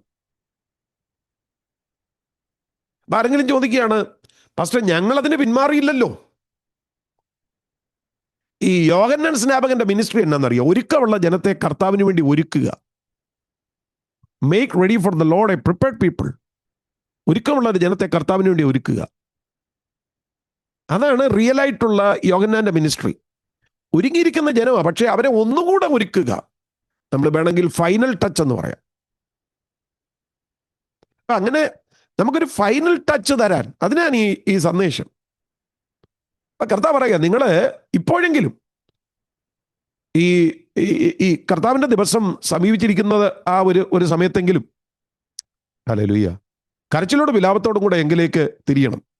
ഇനി അതിന് ഒരു വർത്തമാനകാല പശ്ചാത്തലമുണ്ട് കേട്ടോ. ഞാൻ പറഞ്ഞില്ല, ഒന്ന് അതിനൊരു എസ്കറ്റോളജിക്കൽ വ്യൂ ഉണ്ട്, രണ്ട് അതിനൊരു ഒരു വർത്തമാനകാല പശ്ചാത്തലം, അതായത് യോവേൽ പ്രവചിക്കുന്ന കാലഘട്ടവുമായിട്ട് അതിനൊരു ബന്ധമുണ്ട്. അതായത് 1-ാം അധ്യായത്തിൽ പറയുന്ന പ്രശ്നങ്ങളാണ് യോവേൽ പറയുന്നത്. 1-ാം അധ്യായത്തിൽ പറയുന്ന 4-ാമത്തെ വാക്യം, തുള്ളൻ ശേഷിപ്പിച്ചത് വെട്ടുക്കിളി തിന്നു, വെട്ടുക്കിളി ശേഷിപ്പിച്ചത് വിട്ടിൽ തിന്നു, വിട്ടിൽ ശേഷിപ്പിച്ചത് പച്ചപ്പുഴു തിന്നു. അത് നോക്കിക്കേ, ഒന്നൊന്നിന് ഓപ്പോസിറ്റ്. ഒന്ന് ശേഷിപ്പിച്ചത് മറ്റൊന്ന്. തുള്ളൻ ശേഷിപ്പിച്ചത് എന്തെങ്കിലും ഉണ്ടായിരുന്നത് വെട്ടുക്കിളി തിന്നു, വെട്ടുക്കിളി ശേഷിപ്പിച്ചത് എന്തെങ്കിലും ഉണ്ടായിരുന്നത് വിട്ടിൽ തിന്നു, വിട്ടിൽ ശേഷിപ്പിച്ചത് എന്തെങ്കിലും ഉണ്ടായിരുന്നെങ്കിൽ പച്ചപ്പുഴു തിന്നു. മൊത്തം തീർക്കുക. 7-ാമത്തെ വാക്യത്തിലേക്ക് ഒരു മുന്തിരിവള്ളിയെ ശൂന്യമാക്കി അത്തിവൃക്ഷത്തെ ഒടിച്ചു കളഞ്ഞു, മുഴുവന് തോലുരിച്ച് എറിഞ്ഞു കളഞ്ഞു, കൊമ്പുകൾ വെളുത്തുപോയി. 10-ാമത്തെ വാക്യം നോക്കിയോ, വയൽ ശൂന്യമായി, ധാന്യം നശിച്ചു, പുതുവീഞ്ഞു വറ്റി, എണ്ണ ക്ഷയിച്ചു പോയിരിക്കുന്നു, ദേശം ദുഃഖിക്കുന്നു. മുന്തിരിവള്ളി വാടി, അത്തിവൃക്ഷം ഉണങ്ങി, മാതള, മീന്തപ്പഴം, നാരകം മുതലായ പറമ്പിലെ സകല വൃക്ഷങ്ങൾ ഉണങ്ങിപ്പോയി. ഒന്നുമില്ല. ഇപ്പോൾ പുരോഹിതന്മാരെ രട്ടുകൊടുത്ത് വിലപിക്കുന്നു. 17-ാമത്തെ വാക്യത്തിൽ വിത്ത് കട്ടകളുടെ കീഴിൽ കിടന്ന് കെട്ടുപോകുന്നു, ധാന്യം കരിഞ്ഞു പോയിരിക്കുന്നു, പാണ്ടികശാലകൾ ശൂന്യമായി, കളപ്പുരകൾ ഇടിഞ്ഞുപോയി. 18-ാമത്തെ വാക്യം, മൃഗങ്ങൾ എത്ര ഞരങ്ങുന്നു, കന്നുകാലികൾ ഞാൻ സഹോദരങ്ങൾ പറയട്ടെ, ബൈബിളിൽ എല്ലായ്പ്പോഴും ഈ ഒരു സന്ദേശം ഇങ്ങനെ തുടർന്നു വരുന്നുണ്ട്. എന്നാ? ദൈവത്തിങ്കലേക്ക് തിരിയുക. തുടർമാനമായി ഈ സന്ദേശം കിടക്കുക. ഞാനിതുമായി ബന്ധപ്പെട്ട് ഒത്തിരി കാര്യങ്ങൾ നോട്ട് ചെയ്ത് വെച്ചിട്ടുണ്ട്.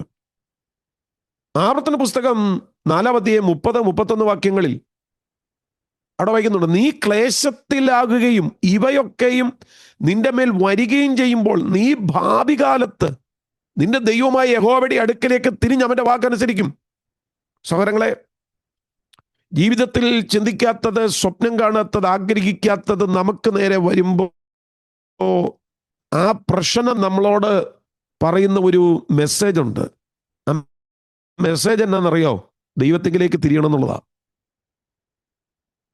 പക്ഷെ നമ്മൾ ആരിത് മനസ്സിലാക്കുന്നു? ഇത് നോക്കി, നീ ക്ലേശത്തിലാകുകയും ഇവയൊക്കെ നിന്റെ മേൽ വരികയും ചെയ്യുമ്പോ നീ ഭാവി കാലത്ത് നിന്റെ ദൈവമായ യഹോവയുടെ അടുക്കലേക്ക് തിരിഞ്ഞ്, കേട്ടോ, ക്ലേശം വരുമ്പോൾ ദൈവത്തിങ്കിലേക്ക് തിരിയണമെന്ന്. ക്ലേശം ഏത് വിധത്തിൽ വന്നാലും ഉദ്ദേശം ഒന്നേ ഉള്ളൂ, ദൈവത്തിലേക്ക് തിരിയണം. ഇനി അത് ഫിസിക്കൽ റീസൺ കൊണ്ട് വന്നാലും മറ്റെന്തെങ്കിലും ഒരു റീസൺ കൊണ്ട് വന്നാലും ദൈവം ആഗ്രഹിക്കുന്നത് ആ പ്രശ്നത്തിനകത്ത് നമ്മൾ ദൈവത്തിങ്കിലേക്ക് തിരിയണമെന്നുള്ളതാണ്. ഇപ്പൊ ഏത് സാഹചര്യത്തിലൂടെയാ പോകുന്നത്? ഏത് പശ്ചാത്തലത്തിലാണ് ജീവിക്കുന്നത്? ഉദ്ദേശിക്കുന്നതിനപ്പുറത്ത്, ചിന്തിക്കുന്നതിനപ്പുറത്ത് വലിയ പ്രതിസന്ധി അനുഭവിക്കുന്നുണ്ടെങ്കിൽ ദൂതിതാണ്, ദൈവത്തിങ്കിലേക്ക് തിരിയുക. നിങ്ങളുടെ ആ തിന്മയെ നന്മയാക്കാൻ ദൈവത്തിന് മാത്രമേ കഴിയത്തുള്ളൂ. 1 ശമൂവേലിന്റെ പുസ്തകം 7-ാം അധ്യായം 3-ാമത്തെ വാക്യത്തിൽ ശമൂവേൽ എല്ലാ ഇസ്രായേൽ ഗ്രഹത്തോടും പറയാം, നിങ്ങൾ പൂർണ്ണ ഹൃദയത്തോടെ യഹോവയിലേക്ക് തിരിയുക. അപ്പൊ ഞാൻ പറഞ്ഞു, ഈ മെസ്സേജ് ഇങ്ങനെ ത്രൂ ഔട്ട് ബൈബിളിൽ കൂടെ കിടക്കുക, ദൈവത്തിങ്കിലേക്ക് തിരിയേ, ദൈവത്തിങ്കിലേക്ക് തിരിയേ. യെശയ്യാപ്രവചനം 55-ാം അധ്യായം 6-ാമത്തെ വാക്യം, യഹോവയെ കണ്ടെത്താകുന്ന സമയത്ത് അവനെ അന്വേഷിപ്പീൻ, അവൻ അടുത്തിരിക്കുമ്പോൾ അവനെ വിളിച്ചപേക്ഷിപ്പീൻ. ദുഷ്ടൻ തന്റെ വഴിയെ, നീതി കിട്ടവൻ തന്റെ വിചാരങ്ങളെ ഉപേക്ഷിച്ച് യഹോവയിങ്കിലേക്ക് തിരിയട്ടെ. ദൈവത്തിങ്കിലേക്ക് തിരിയുക, കരുണ കാണിക്കുമെന്നാ പറയുന്നത്. ദൈവത്തിങ്കിലേക്ക് തിരിയേ. ഈ അപ്പോസ്തല പ്രവൃത്തിക്കകത്ത് പോളിന്റെ പ്രസംഗവും ഇത് തന്നെയാണ്, ദൈവത്തിങ്കിലേക്ക് തിരിയണം.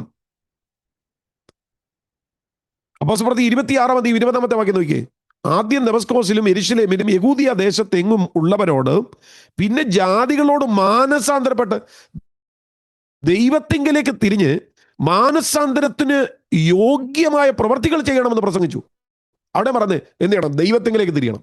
അപ്പൊ നിങ്ങള് മോശയിക ഗ്രന്ഥങ്ങൾ തൊട്ട് നോക്കി, പഞ്ചഗ്രന്ഥങ്ങൾ, അവിടം തൊട്ട് പോളിന്റെ പ്രസംഗം വരെ കർത്താവ് ആവശ്യപ്പെടുന്ന ഒരു കാര്യം ദൈവത്തിങ്കിലേക്ക് തിരിയണമെന്ന്.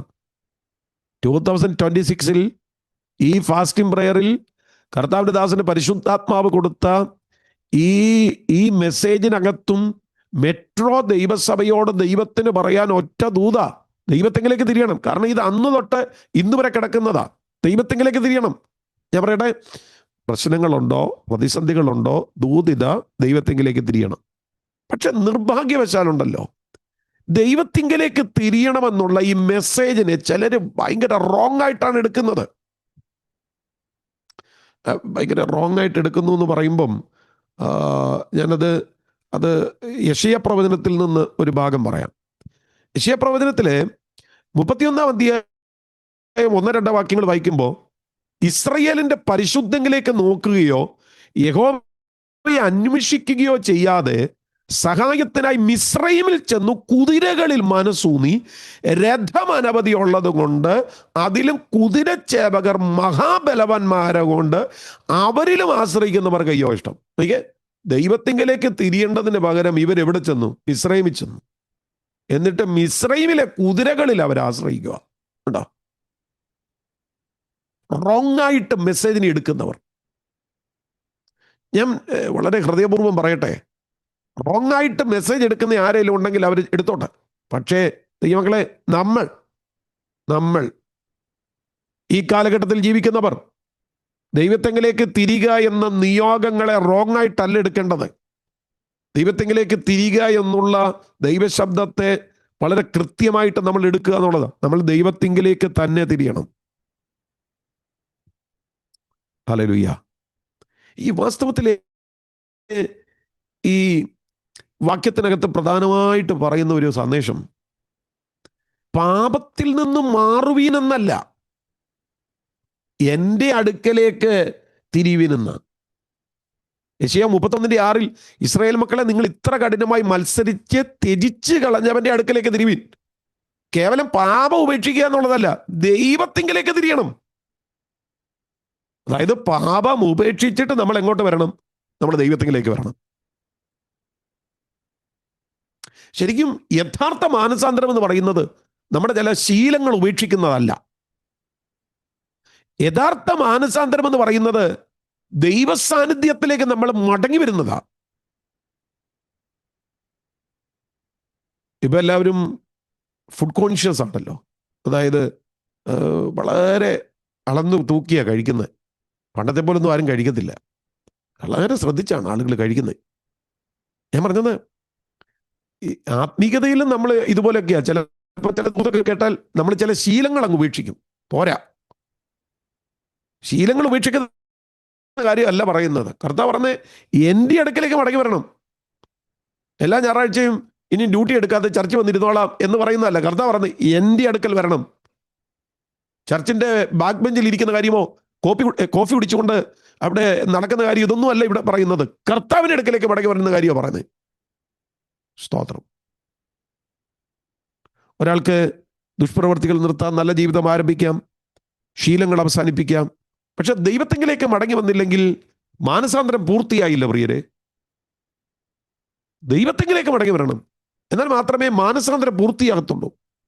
എന്നെ പറയുന്ന ദൂത് നിങ്ങൾക്ക് വളരെ കൃത്യമായിട്ട് മനസ്സിലാകുന്നു എന്നാണ് കരുതുന്നത്. മാനസാന്തരം പൂർത്തിയാണ്. അത് പൂർത്തിയാണെങ്കിൽ നമ്മൾ ദൈവത്തിൻ്റെ അടുക്കൽ തന്നെ ചെല്ലണം. ഈ ദൈവത്തിൻ്റെ അടുക്കൽ ചെന്നാൽ ഒരു വലിയ ഗുണമുണ്ട് കേട്ടോ. ഈ യെശയ്യാപ്രവചനം 30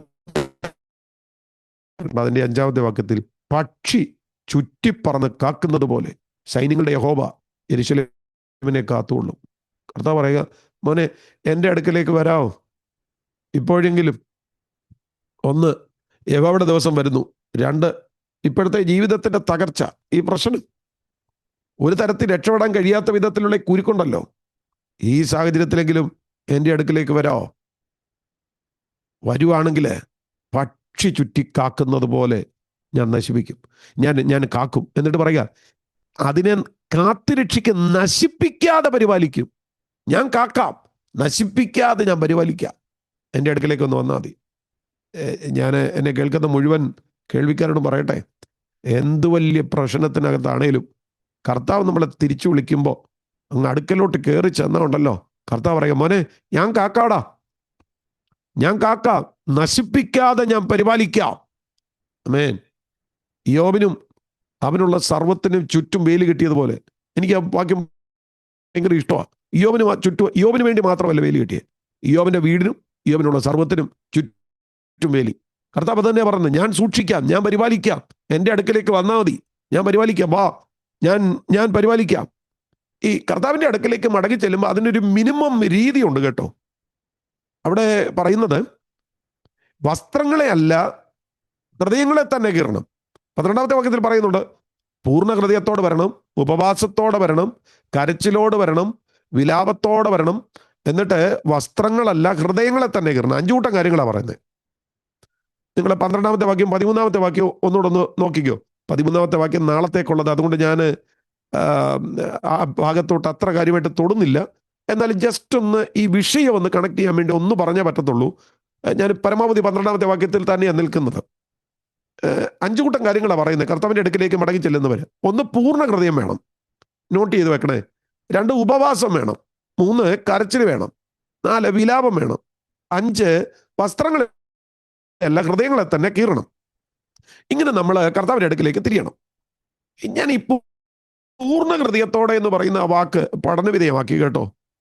ഞാനത് പഠനവിധേയമാക്കിയപ്പോൾ ആ പൂർണ്ണ ഹൃദയം എന്നവിടെ ഉദ്ദേശിക്കുന്നത് നമ്മുടെ ആ ചിന്ത മുഴുവൻ, നമ്മുടെ മനസ്സ് മുഴുവൻ, നമ്മുടെ ഇച്ഛാശക്തി മുഴുവൻ, നമ്മുടെ തീരുമാനം മുഴുവൻ, നമ്മുടെ ധാർമ്മിക ബോധം മുഴുവൻ, അതാ ഈ പൂർണ്ണ ഹൃദയം എന്ന് പറയുന്നത്. അതായത് നമ്മുടെ ഇമോഷണൽ ഏരിയകളിൽ എന്തെല്ലാം ഉണ്ടോ അതെല്ലാമായിട്ട് നമ്മൾ ദൈവത്തെങ്കിലേക്ക് ചെല്ലണം. അതാ പറയുന്നത്. പൂർണ്ണ മനസ്സ്, പൂർണ്ണ ശക്തി, ഇച്ഛാശക്തി, പൂർണ്ണ തീരുമാനം, പൂർണ്ണ ആഗ്രഹം, പൂർണ്ണ ധാർമ്മിക ബോധം, അങ്ങനെ ചെല്ലണം. ഹല്ലേലൂയ. ശരിക്കും പറഞ്ഞു കഴിഞ്ഞാൽ നിങ്ങളുടെ ചിന്തയും ഇച്ഛയും വികാരവും തീരുമാനവും ജീവിതവും മുഴുവനും ദൈവത്തെങ്കിലേക്ക് തിരിയുക. ഒന്നും ബാക്കി വെക്കാനില്ല, എല്ലാം ദൈവത്തെങ്കിലേക്ക് തിരിയണം. ഹല്ലേലൂയ.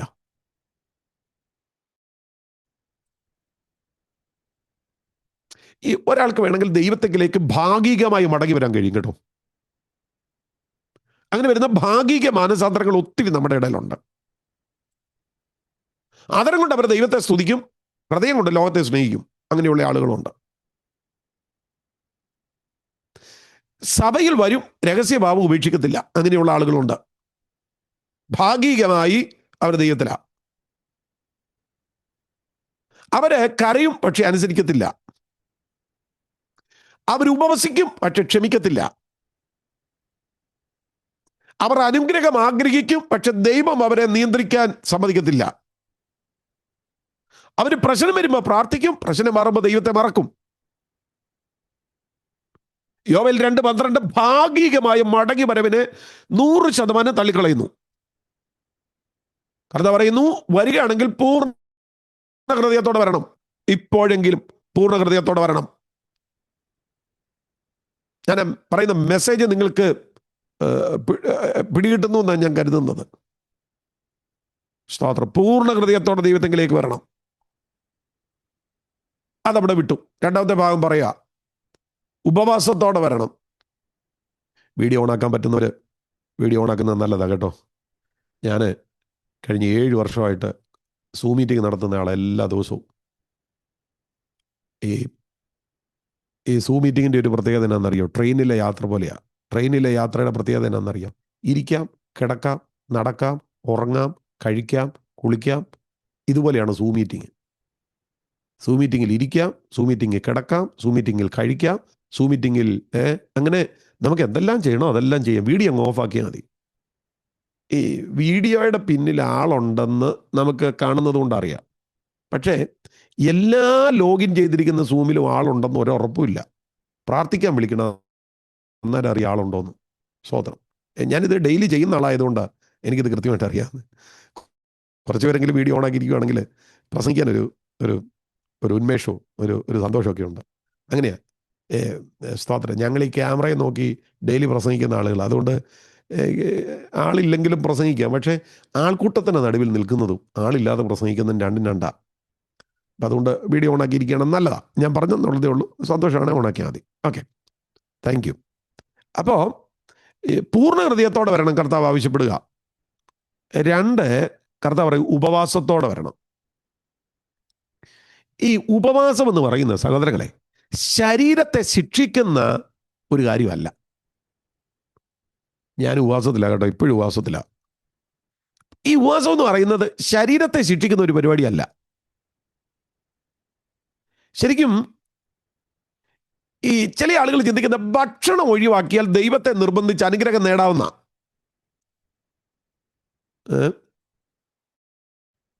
നമ്മൾ ചോറ് കഴിക്കത്തില്ലെന്നേ ഉള്ളൂ, നമ്മൾ കട്ടിക്ക് ജ്യൂസ് അടിച്ച് കുടിക്കും, ലസ്സിയൊക്കെ നന്നായിട്ട് തട്ടും, കൈവെക്കണ്ട പ്രാർത്ഥിച്ചുകൊണ്ടിരുന്നാൽ മതി. പിന്നെ വെജിറ്റബിൾ ജ്യൂസ് കഴിക്കാമെന്നാണ് നമ്മൾ പറയുന്നത്.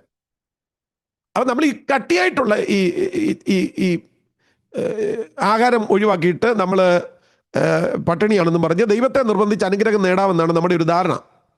അതുമല്ല ഉപവാസം. ഈ യോവേലിൻ്റെ ഒരു രീതി അനുസരിച്ച് ഉപവാസം എന്ന് പറയുന്നത് ഒരു ആത്മീക അടിയന്തരാവസ്ഥയുടെ ഒരു പ്രകടനം നടത്തുന്നതാണ്. അതാണ് യോവേലിൻ്റെ ചിന്ത അനുസരിച്ച് ഉപവാസം എന്ന് പറയുന്നത്.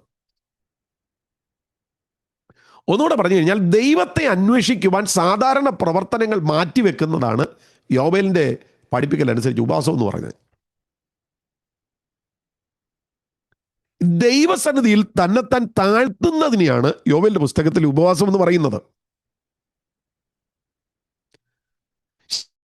ശരിക്കും ഉപവാസത്തിന്റെ ഭാഷ എന്നാണെന്നറിയോ?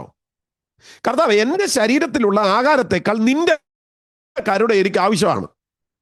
സ്തോത്രം. ഇതാണ് ഉപവാസത്തിന്റെ ഭാഷ. ഇതിനാണ് നമ്മൾ ഉപവസിക്കുന്നത്. എൻ്റെ ശരീരത്തിലുള്ള ആഹാരത്തെക്കാൾ നിന്റെ കരുണ. രണ്ടാമത്തെ ചിന്ത, എൻ്റെ സാധാരണ ജീവിതക്രമത്തെക്കാൾ നിന്റെ സാന്നിധ്യം എനിക്ക് ആവശ്യമാണ്. അതാണ് ഉപവാസത്തിന്റെ ഭാഷ. അപ്പൊ കർത്താവ് പറയുക, ഇങ്ങനെ വേണം എൻ്റെ അടുക്കിലേക്ക് വരാൻ. 1 കരച്ചിലോടെ, 1 പൂർണ്ണ ഹൃദയത്തോടെ, 2 ഉപവാസത്തോടെ. മൂന്നാമത്തെ കാര്യം കരച്ചിലോടെ വരണം. കരച്ചിൽ സമം കണ്ണുനീര്. ബൈബിളിലെ മാനസാന്തര കരച്ചിൽ എന്ന് പറയുന്നത് ദൈവത്തിൻ്റെ കരുണ നേടാനുള്ള ഒരു അഭിനയമല്ല. ചില ആളുകൾക്ക് ഈ കരയുന്നതിനകത്ത് അസാധാരണ കഴിവുണ്ട്. എന്ത് കണ്ടാലും കരയും, എന്തിലായാലും കരയും. അങ്ങനെയുള്ള ആളുകളുണ്ട്. അവർ പ്രാർത്ഥിക്കുമ്പോഴും കരയും. ഈ ശരിക്കും കരച്ചിലെന്ന് പറയുന്നത് ഈ മടങ്ങിവരവിനുള്ള വിധത്തിൽ കരയുകയാണെങ്കിൽ രണ്ട് കാര്യങ്ങൾ അതിനകത്തുണ്ട്. ഒന്ന്, ഞാൻ ദൈവത്തിനെതിരെ പാപം ചെയ്തു. മടങ്ങിവരവിലെ കരച്ചിലിൻ്റെ ഒന്നാമത്തെ കാര്യം അതാ, ഞാൻ ദൈവത്തിനെതിരെ പാപം ചെയ്തു. മടങ്ങിവരവിലെ രണ്ടാമത്തെ കരച്ചിൽ എന്ന് പറയുന്നത് എൻ്റെ പാപനിമിത്തം ദൈവസാന്നിധ്യം എനിക്ക് നഷ്ടപ്പെടരുത്. ഇങ്ങനെ പ്രാർത്ഥിച്ച ഒരാളാണ് ദാവീദ്. ദാവീദ് പറഞ്ഞില്ലേ, നിന്റെ സന്നിധിയിൽ നിന്ന് എന്നെ തള്ളിക്കളയരുതേ. ഞാൻ ആ വാക്യം പഠിച്ചു കേട്ടോ. നിന്റെ സന്നിധിയിൽ നിന്ന് എന്നെ തള്ളിക്കളയരുതേ എന്നുള്ള അവിടെ ഷാലക് എന്ന് പറയുന്ന പദമാണ് ആ തള്ളിക്കളയരുതേ എന്നുള്ളതിന് ഉപയോഗിച്ചിരിക്കുന്നത്. ഷാലക്. ഈ ഷാലക് എന്ന് പറഞ്ഞാൽ എറിഞ്ഞു കളയരുതേ എന്നാ. നിന്റെ സന്നിധിയിൽ നിന്ന് എന്നെ എറിഞ്ഞു കളയരുതേ.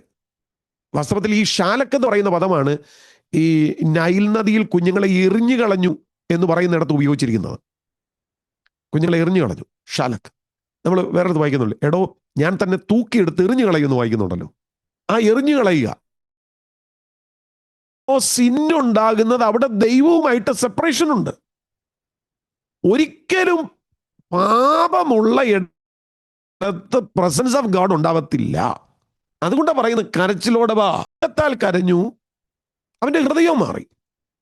ഇതാ പറയുന്നത്, നിങ്ങളെ പൂർണ്ണ ഹൃദയത്തോടും ഉപവാസത്തോടും കരച്ചിലോടും, പിന്നെ പറയുന്നുണ്ട് വിലാപത്തോടു കൂടെ വരണതാണ്. വിലാപം എന്ന് പറയുന്നത് ശരിക്കും മരണത്തിന് വിലപിക്കുന്നത് പോലെ ഒരു വിലാപം. ഞാനത് ചുമ്മാ പറഞ്ഞതല്ല. നിങ്ങൾ ഈ യോവേലിന്റെ പുസ്തകം 1:8 വാക്യത്തിൽ ഈ യൗവനത്തിലെ ഭർത്താവ് നഷ്ടപ്പെട്ട കന്യകയെപ്പോലെ വിലപിക്കാൻ പറയുന്നുണ്ട്. ചിലപ്പോൾ ആരെങ്കിലും ചിന്തിക്കും, ഭർത്താവ് നഷ്ടപ്പെട്ട കന്യക എന്നെ പറച്ചില്ല. അത് അവരുടെ ഒരു കഷ്ടത്തിലുള്ള ഒരു പറച്ചിലാണ് കേട്ടോ. അതായത് വിവാഹം നിശ്ചയിക്കപ്പെട്ട് കഴിഞ്ഞാൽ പിന്നെ സ്ത്രീയെ ഭാര്യ എന്നും പുരുഷനെ ഭർത്താവ് എന്നും വിളിക്കുന്നത്. അത് നിങ്ങൾ മനസ്സിലാകണമെങ്കിൽ മത്തായി സുവിശേഷം 1 വായിച്ചാൽ മതി. മറിയയും യോസഫും വിവാഹം നിശ്ചയിക്കപ്പെട്ട് കഴിഞ്ഞപ്പോൾ തൊട്ട് ഭാര്യ എന്നും ഭർത്താവ് എന്നാണ് വിളിക്കപ്പെട്ടത്.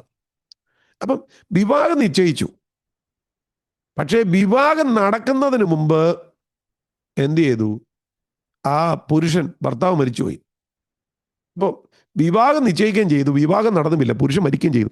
അങ്ങനെയുള്ള ഒരു പശ്ചാത്തലത്തിൽ ഈ സ്ത്രീയുടെ കണ്ണുനീരെങ്ങനെ അതുപോലെ വിലപിക്കാനാണ് പറയുന്നത്. ഒരു ഡെഡ് ബോഡിയുടെ മുന്നിലിരുന്ന് എങ്ങനെയാണോ വിലപിക്കുന്നത് അതുപോലെ വിലപിക്കുക. ഹല്ലേലൂയ. എന്തുകൊണ്ടാണ് ആത്മീയ ജീവിതത്തിൽ വിലാപം ദൈവം ആവശ്യപ്പെടുന്നത്? അതിൻ്റെ കാരണമെന്ന് പറയുന്നത്, തെറ്റുകളെ നമ്മൾ ലഘൂകരിച്ചാണ് പലപ്പോഴും കാണുന്നത്. ഇത് എൻഡ് ടൈമിൻ്റെ ഒരു വലിയ പ്രശ്നമാണ് കേട്ടോ. ഞങ്ങളൊക്കെ ഒത്തിരി യൂത്ത് മീറ്റിങ്ങിൽ 2026 2027 ഒക്കെ ചെന്ന് കഴിഞ്ഞാൽ അതൊന്നും ഒരു സിന്നല്ലെന്നേ. മനസ്സിലായോ? അതായത് ഒരിക്കൽ പാപമാണെന്ന് പറഞ്ഞത് ഇപ്പൊ പാപമല്ല. ഞാൻ ജസ്റ്റ് ഉദാഹരണം മാത്രം പറഞ്ഞ ഇങ്ങനെ എന്തെല്ലാം കാര്യങ്ങൾ ഒരിക്കൽ നമ്മൾ വേണ്ടാന്ന് വെച്ചത് ഇപ്പം നോർമലാണെന്ന്. പാപത്തെ നമ്മൾ ലഘൂകരിച്ചു. ഇതൊരു വലിയ അപകടമാണ് കേട്ടോ. ഈ ഒരിക്കൽ വേണ്ട എന്ന് വെച്ചതിനെ എടുക്കരുത്. അതിനെ പാസ്റ്റർ എങ്ങനെ പറഞ്ഞത്? അത് ഞാൻ ദൈവവചനത്തിൽ നിന്ന് കിട്ടിയ 100% ഉറപ്പിൻ്റെ പശ്ചാത്തലത്തിലാണ് പറയുന്നത്. ഈ മലാക്കിയുടെ പുസ്തകം നമ്മൾ വായിക്കുമ്പോൾ അവര് കണ്ണുപൊട്ടിയതിനെയൊക്കെ കൊണ്ടുവന്ന് യാഗം കഴിക്കുക. അപ്പൊ അവർ പറയുന്നു, അങ്ങനെ യാഗം കഴിച്ചാൽ കുഴപ്പമില്ലെന്ന്. മലാക്കിയുടെ പുസ്തകം 1:8 വാക്യം, നിങ്ങൾ കണ്ണുപൊട്ടിയതിനെ യാഗം കഴിപ്പാൻ കൊണ്ടുവന്നാൽ അത് ദോഷമല്ല, നിങ്ങൾ മുടന്തും ദീനമുള്ളതിനെ അർപ്പിച്ചാൽ അതും ദോഷമല്ല. ദൈവം യാഗത്തെക്കുറിച്ച് കൊടുത്ത അവരുടെ പ്രമാണം എന്തുവായിരുന്നു? ഊനമുള്ളതിനെ അർപ്പിക്കരുത്. പക്ഷെ ഇപ്പൊ അവരെന്താ ചെയ്യുന്നത്? അവർ കണ്ണുപൊട്ടിയതിനെ കൊണ്ട് യാഗം കഴിക്കാൻ വരുന്നു, അവർ മുടന്തുള്ളതിനെ കൊണ്ട് യാഗം കഴിക്കാൻ വരുന്നു. ആരും പറഞ്ഞു ദോഷമല്ല കേട്ടോ. കാലഘട്ടം മാറിയപ്പോൾ ഒരിക്കൽ ദോഷമായത് ഇപ്പം ദോഷമല്ലാതായി മാറി. എൻ്റെ പ്രിയപ്പെട്ടവരെ, ദൈവത്തിൻ്റെ സിസ്റ്റം അന്നും ഇന്നും എന്നും ഒരുപോലെ തന്നെയാണ്. കാലഘട്ടം മാറുന്നതനുസരിച്ച് ദൈവത്തിൻ്റെ സിസ്റ്റം മാറുന്നില്ല. കർത്താവ് ചോദിക്കുന്നു, ഇതിനെ നീ കൊണ്ടുവന്ന് ദേശാധിപതിക്ക് കാഴ്ചവെക്ക്, അവൻ പ്രസാദിക്കും, നിന്നോട് കൃപ തോന്നുമോ? സ്വത്രം. നമ്മൾ നമ്മുടെ ചിന്താഗതിക്കകത്തും നമ്മൾ പുറത്തു വരണം. അതാ കർത്താവ് പറയുന്നത്, വിലപിക്കണം. പാപത്തെക്കുറിച്ച് ദുഃഖിക്കുവാൻ കഴിയുന്ന ഒരു ഹൃദയം, അത് മരണവീട്ടിലൊരു പുരുഷൻ്റെ ഭർത്താവിൻ്റെ ഡെഡ് ബോഡിയുടെ മുൻപിൽ ഇരുന്ന് ഒരു സ്ത്രീ നിലവിളിച്ചാൽ ആ നിലവിളിയുടെ വലിപ്പം എന്താണോ അതുപോലെ നിലവിളിക്കണം എന്നാണ് പറയുന്നത്. എന്നിട്ടാണ് പറയുന്നത്, വസ്ത്രങ്ങളെ അല്ല ഹൃദയങ്ങളെ തന്നെ കീറണം. പഴയ നിയമത്തിൽ വസ്ത്രം കീറുന്നത് ഒരു പതിവായിരുന്നു. ദുഃഖത്തിൻ്റെ പരിണതഫലമായി, ഭയത്തിൻ്റെ പരിണതഫലമായി, ദുരന്തത്തിൻ്റെ പരിണതഫലമായി, അപമാനത്തിൻ്റെ പരിണതഫലമായി, മരണത്തിൻ്റെ പരിണതഫലമായി. നമുക്കറിയാം, യോസഫ് മരിച്ചെന്നറിഞ്ഞപ്പോൾ യാക്കോബ് വസ്ത്രം കീറി. അങ്ങനെ എത്ര ഇടങ്ങളിൽ റെഫറൻസുകളെല്ലാം പറയാൻ നേരമില്ല. സ്തോത്രം. അപ്പോൾ അവര് എല്ലാവരും ആരാധിക്കത്തില്ല. ആ ഡ്രമ്മിൻ്റെ ബീറ്റ് അങ്ങോട്ട് നിന്ന് കഴിയുമ്പോൾ, എല്ലാവരുടെ ആരാധന നിർത്തിക്കഴിയുമ്പോൾ ഒരൊറ്റ ആരാധനയാണ്. അപ്പോഴത്തേന് 600 ആളുകളുണ്ടെങ്കിൽ 600 ആളുകളുടെ അറ്റൻഷൻ അവരിലേക്ക് പോകും. ഇതാണ് ഈ പ്രകടനം. എല്ലാവരും അന്വേഷണം പറയുന്ന കൂട്ടത്തിൽ അന്വേഷണം പറയത്തില്ല, അന്നേരം കൈയിട്ട് മിണ്ടാതെ നിൽക്കും. എല്ലാവരും നിർത്തി കഴിയുമ്പോൾ ഒറ്റ പരിപാടിയാണ്. അപ്പം നമ്മൾ ഇതുപോലെ ആളുകളെ കാണിക്കാൻ നടത്തുന്ന പല പരിപാടികളുണ്ട്. ആളുകളെ കാണിക്കാനുള്ള പ്രകടനം, ആളുകളെ കാണിക്കാനുള്ള കണ്ണുനീര്, പാപം ഉപേക്ഷിക്കാത്ത ഉപവാസം, അനുസരണമില്ലാത്ത പ്രാർത്ഥന, ക്ഷമിക്കാത്ത ആരാധന, രഹസ്യ പാപത്തോടു കൂടിയ പരസ്യ വിശുദ്ധി. സ്വതന്ത്രം. പരസ്യമായിട്ട് ഭയങ്കര വിശുദ്ധി ഇവിടെ കീറിക്കെട്ടിയ പ്രസംഗമാണ്, പക്ഷേ രഹസ്യഭാവം വിടത്തില്ല.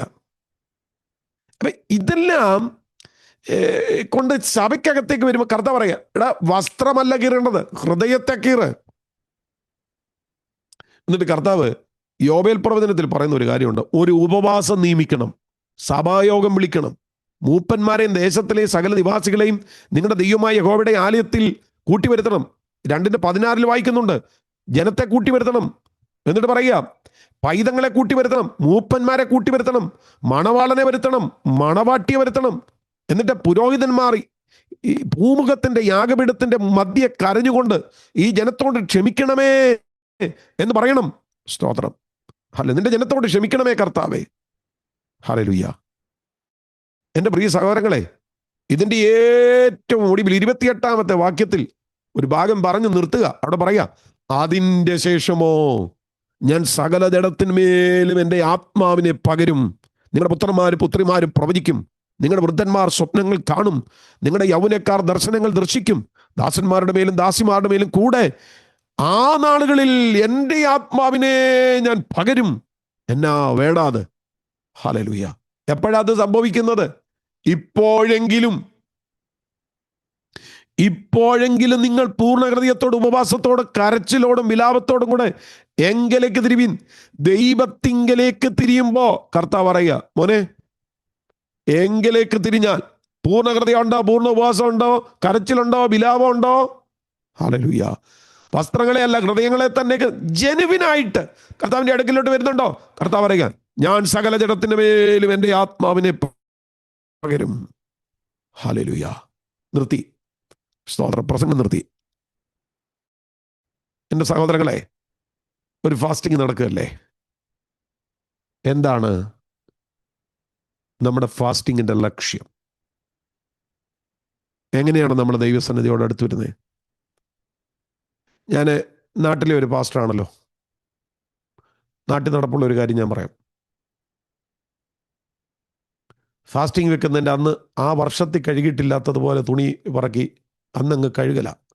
വീട് തുടയ്ക്കുന്നു, വീട് ഒതുക്കുന്നു, വീട് അടുക്കുന്നു, ആകെപ്പാടെ പണിയാണ്. എന്നിട്ട് അണച്ചു പിടിച്ച് വന്ന് ചർച്ചിനകത്തോട്ടിരിക്കും. അവിടെ വന്നിരിക്കുമ്പോൾ തൊട്ട് ഉറക്കം തുടങ്ങും. ഇതൊന്നും അല്ല ഉപവാസം കേട്ടോ. രാവിലത്തെ ബ്രേക്ക്ഫാസ്റ്റ് വേണ്ടാന്ന് വെക്കുന്നതല്ല ഫാസ്റ്റിംഗ്.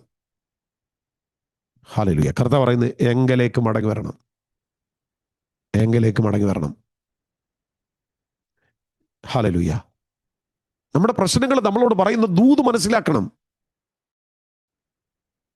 Amen. നമ്മുടെ പ്രതിസന്ധികൾ നമ്മളോട് പറയുന്ന മെസ്സേജ് മനസ്സിലാക്കണം. നമ്മൾ കർത്താവിലേക്ക് മടങ്ങി വരണം. ഞാൻ എൻ്റെ വാക്കുകളെ അവസാനിപ്പിക്കുമ്പോൾ എത്ര വരുന്നു പ്രാർത്ഥിക്കുക, എൻ്റെ ദൈവമേ, ഹല്ലേലൂയ, ഞാൻ അങ്ങയിലേക്ക് മടങ്ങി വരിക. നമ്മൾ വീഡിയോ ഒന്നും പലരും ഓണാക്കി, ഭൂരിപക്ഷ ആളുകളും വീഡിയോ ഓണാക്കിയിട്ടില്ലല്ലോ. നിങ്ങൾ ആ കേൾക്കുന്ന ഇടത്തിരിക്കുമല്ലേ, ഒന്ന് മനസ്സ് തുറന്ന് ഒന്ന് പ്രാർത്ഥിക്കാം. റജി പാസ്റ്റർക്ക് വേണ്ടിയല്ല, സതീഷ് പാസ്റ്റർക്ക് വേണ്ടിയല്ല, ജോസ് പാസ്റ്റർക്ക് വേണ്ടിയല്ല, പാസ്റ്റർ ബിജു ജോർജിന് വേണ്ടിയല്ല, സ്വതന്ത്രം ബിനോയ് ചാന് വേണ്ടിയല്ല, ഈ മീറ്റിങ്ങിൽ അറ്റൻഡ് ചെയ്യുന്ന ആർക്കും വേണ്ടിയല്ല. സ്വതന്ത്രം ഹല്ലേലൂയ. നമുക്ക് വേണ്ടി, വ്യക്തിപരമായി നമുക്ക് വേണ്ടി കർത്താവേ, ഈ ഫാസ്റ്റിങ്ങിനകത്ത് എനിക്കൊരു ബ്രേക്ക് ത്രൂ വേണം. ഞാൻ ഇതുപോലെ ഒന്ന് ഫാസ്റ്റ് ചെയ്യാൻ ആഗ്രഹിക്കുക. പൂർണ്ണ ഹൃദയം, ഉപവാസം, കരച്ചില്, വിലാപം. കർത്താവ്, എനിക്ക് ആ കൃപയുടെ ഭാഷ മനസ്സിലായി. എത്ര പേരൊന്ന് പ്രാർത്ഥിക്കും? ആ കൃപ സംസാരിക്കുന്ന എനിക്ക് മനസ്സിലായി കർത്താവേ. ഹല്ലേലൂയ. ഞാൻ നമ്മുടെ കോൺഫറൻസിൽ പാടിയൊരു പാട്ടുണ്ട്. ഇത് പറഞ്ഞുകൊണ്ടിരിക്കുമ്പോൾ അത് പാടാൻ എനിക്ക് തോന്നുക. തള്ളിപ്പറഞ്ഞപ്പോഴും തള്ളിക്കളഞ്ഞതില്ല എന്നെ നീ, ചൂടുള്ളൊരപ്പവും കുളിരിനാ ചൂടും പകർന്നു യേശു രക്ഷകൻ. എത്ര ദൂരം അങ്ങ് വിട്ടോടി ഞാൻ, അത്ര നേരം കാത്തു നിന്നെന്നെ നീ. പ്രിയപ്പെട്ടവരെ, എത്ര ദൂരം നമ്മൾ വിട്ടുപോയോ അത്രേ നേരം നമുക്ക് വേണ്ടി കാത്തു നിൽക്കുന്ന കർത്താവുണ്ട് കേട്ടോ. ഹല്ലേലൂയ. നമ്മൾ തള്ളി പറഞ്ഞപ്പോഴും തള്ളിക്കളയാത്ത കർത്താവ്. സത്യത്തില് ഞാൻ ഉൾപ്പെടെയുള്ള ശുശ്രൂഷകന്മാർ എത്രയോ പ്രാവശ്യം പറഞ്ഞിട്ടുണ്ടെന്നറിയാം, ഈ ചർച്ച് മിനിസ്റ്റർ വേണ്ടാന്ന്, ഈ ശുശ്രൂഷ വേണ്ടാന്ന്, ട്രാക്ട് കൊടുത്തോളാന്ന് എത്രയോ പ്രാവശ്യം പറഞ്ഞിട്ടുണ്ടെന്നറിയോ. ഒരിക്കലെങ്കിലും ആ പറഞ്ഞത് കർത്താവ് കേട്ടായിരുന്നെങ്കിൽ എന്തോ ചെയ്തേനെ. റെജി എന്ന് ഞാൻ സൂമിലാണെ പോലും നിങ്ങളുടെ മുന്നിൽ കാണില്ലായിരുന്നു. സ്തോത്രം. കാരണം എത്രയോ പ്രാവശ്യം പറഞ്ഞിട്ടുണ്ട്. ഇനി പറഞ്ഞില്ലേ പോലും ചിന്തിച്ചിട്ടുണ്ട്. തള്ളി പറഞ്ഞപ്പോഴും തള്ളിക്കളഞ്ഞില്ല. ഹല്ലേലൂയ. അവിടെ ചൂടുള്ള ഒരപ്പം കുളിരിനായി ചൂടും പകർന്നു തന്നു കർത്താവ്. ഞാൻ പറഞ്ഞ കൃപയുടെ ഭാഷയാ. ഇന്ന് രാത്രി എന്നെ കേൾക്കുന്ന ദൈവമക്കളെ, ഞാൻ ഹൃദയം തുറന്ന് പറയട്ടെ, ഇന്നും കൃപയുടെ ഭാഷ തീർന്നിട്ടില്ല കേട്ടോ. ഈ ഫാസ്റ്റിങ്ങിന്റെ ആദ്യത്തെ രാത്രിയിൽ കർത്താവ് സംസാരിക്കുന്നത് എന്താണ്? കൃപയുടെ ഭാഷയാണ്. കൃപയുടെ ഭാഷ ഇടപെടുകയാണ്. ഹല്ലേലൂയ. മക്കളെ സംബന്ധമായിട്ട് ദുഃഖിക്കുമ്പോൾ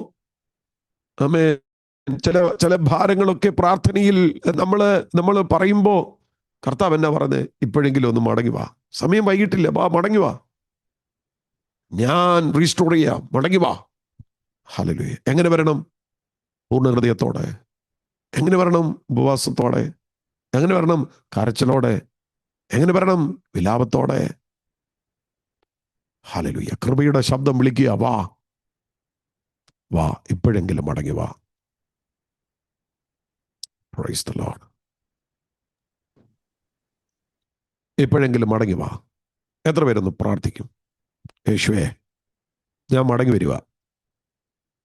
യേശുവേ, ഞാൻ മടങ്ങി വരിക. രാഘബ ശകല ബഥന. കർത്താവേ, ഞാൻ മടങ്ങി വരുന്നു. ഞാൻ ഇപ്പോൾ മടങ്ങി വരികയാണ്. എന്നെ സഹായിക്കണം. ഉച്ചത്തിൽ പ്രാർത്ഥന. എൻ്റെ ആ അലസത, എൻ്റെ ആ പലതിനെ ലഘൂകരിക്കുന്ന എൻ്റെ ആ ശീലം, കർത്താവേ, കുഴപ്പമില്ല എന്നുള്ള എൻ്റെ ചിന്ത, ഞാൻ അതിനെ വിട്ടുകളയുകയാണ്. ഹല്ലേലൂയ. ഹല്ലേലൂയ. ഹല്ലേലൂയ. എനിക്കറിയാം ദൈവമക്കള് ആമേൻ, ഏതാണ്ട് ഒരു 90% കർത്താവിനെ ഹൃദയം കൊണ്ട് സ്നേഹിക്കുന്നവരാ. പക്ഷെ എവിടെയൊക്കെയോ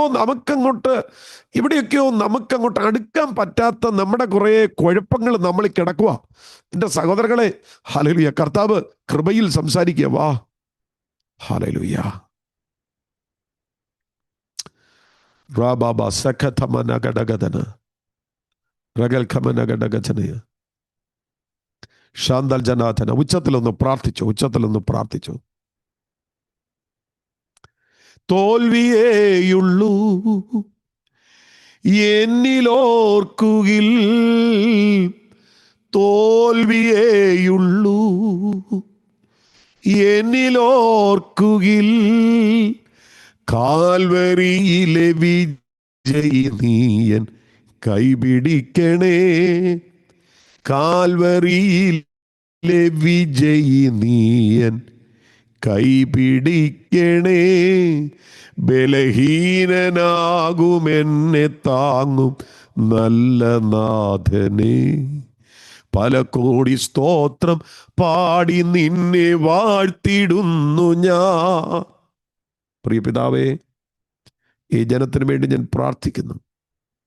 ഞങ്ങൾക്കൊരുമിച്ച് അങ്ങയുടെ സന്നിധിയിലായിരിക്കാൻ കൃപ ചെയ്തതിന് നന്ദി. ഞങ്ങളെ കൃപയുടെ ഭാഷയെ മനസ്സിലാക്കുന്ന കർത്താവേ, ഞങ്ങൾ ആ കൃപയുടെ ശബ്ദത്തെ തിരിച്ചറിയുന്നു. ഈ ജനം ആ കൃപയുടെ നിറവ് ഇപ്പോൾ അനുഭവിക്കട്ടെ. നന്ദി കർത്താവേ. കർത്താവേ, ഞങ്ങൾക്കിനി അലസതകളല്ല. ഞങ്ങൾ പ്രാർത്ഥിക്കുന്നിടത്ത്, ആരാധിക്കുന്നിടത്ത്, വചനം കേൾക്കുന്നിടത്ത് ഞങ്ങൾക്ക് അലസതകളല്ല. ഞങ്ങൾക്ക് ഗൗരവം തരണേ കർത്താവേ, ദൈവഭയം തരണേ കർത്താവേ, ഭക്തി ഞങ്ങൾക്ക് തരണേ കർത്താവേ. ഞങ്ങൾ മടങ്ങി വരേണ്ടുന്ന എത്രയോ സന്ദർഭങ്ങൾ ഉണ്ടായിരുന്നു കർത്താവേ, ഞങ്ങളെ ചേർത്ത് പിടിച്ച എത്രയോ സന്ദർഭങ്ങൾ. ഹല്ലേലൂയ. പക്ഷെ ഞങ്ങൾക്ക് മടങ്ങി വരാൻ പറ്റിയില്ല. ഞങ്ങൾ മടങ്ങി വരുന്നു കർത്താവേ. ഈ ഫാസ്റ്റിംഗ് അങ്ങനെ ഒരു വലിയ ബ്രേക്ക് ത്രൂ ആയി മാറട്ടെ യേശുവേ. ഈ ജനത്തെ ഞാൻ അനുഗ്രഹിച്ചു പ്രാർത്ഥിക്കുന്നു. അവരത് അനുഭവിക്കട്ടെ കർത്താവ്. സഹായിക്കണേ യേശുവിൻ നാമത്തിൽ തന്നെ. ആമേൻ.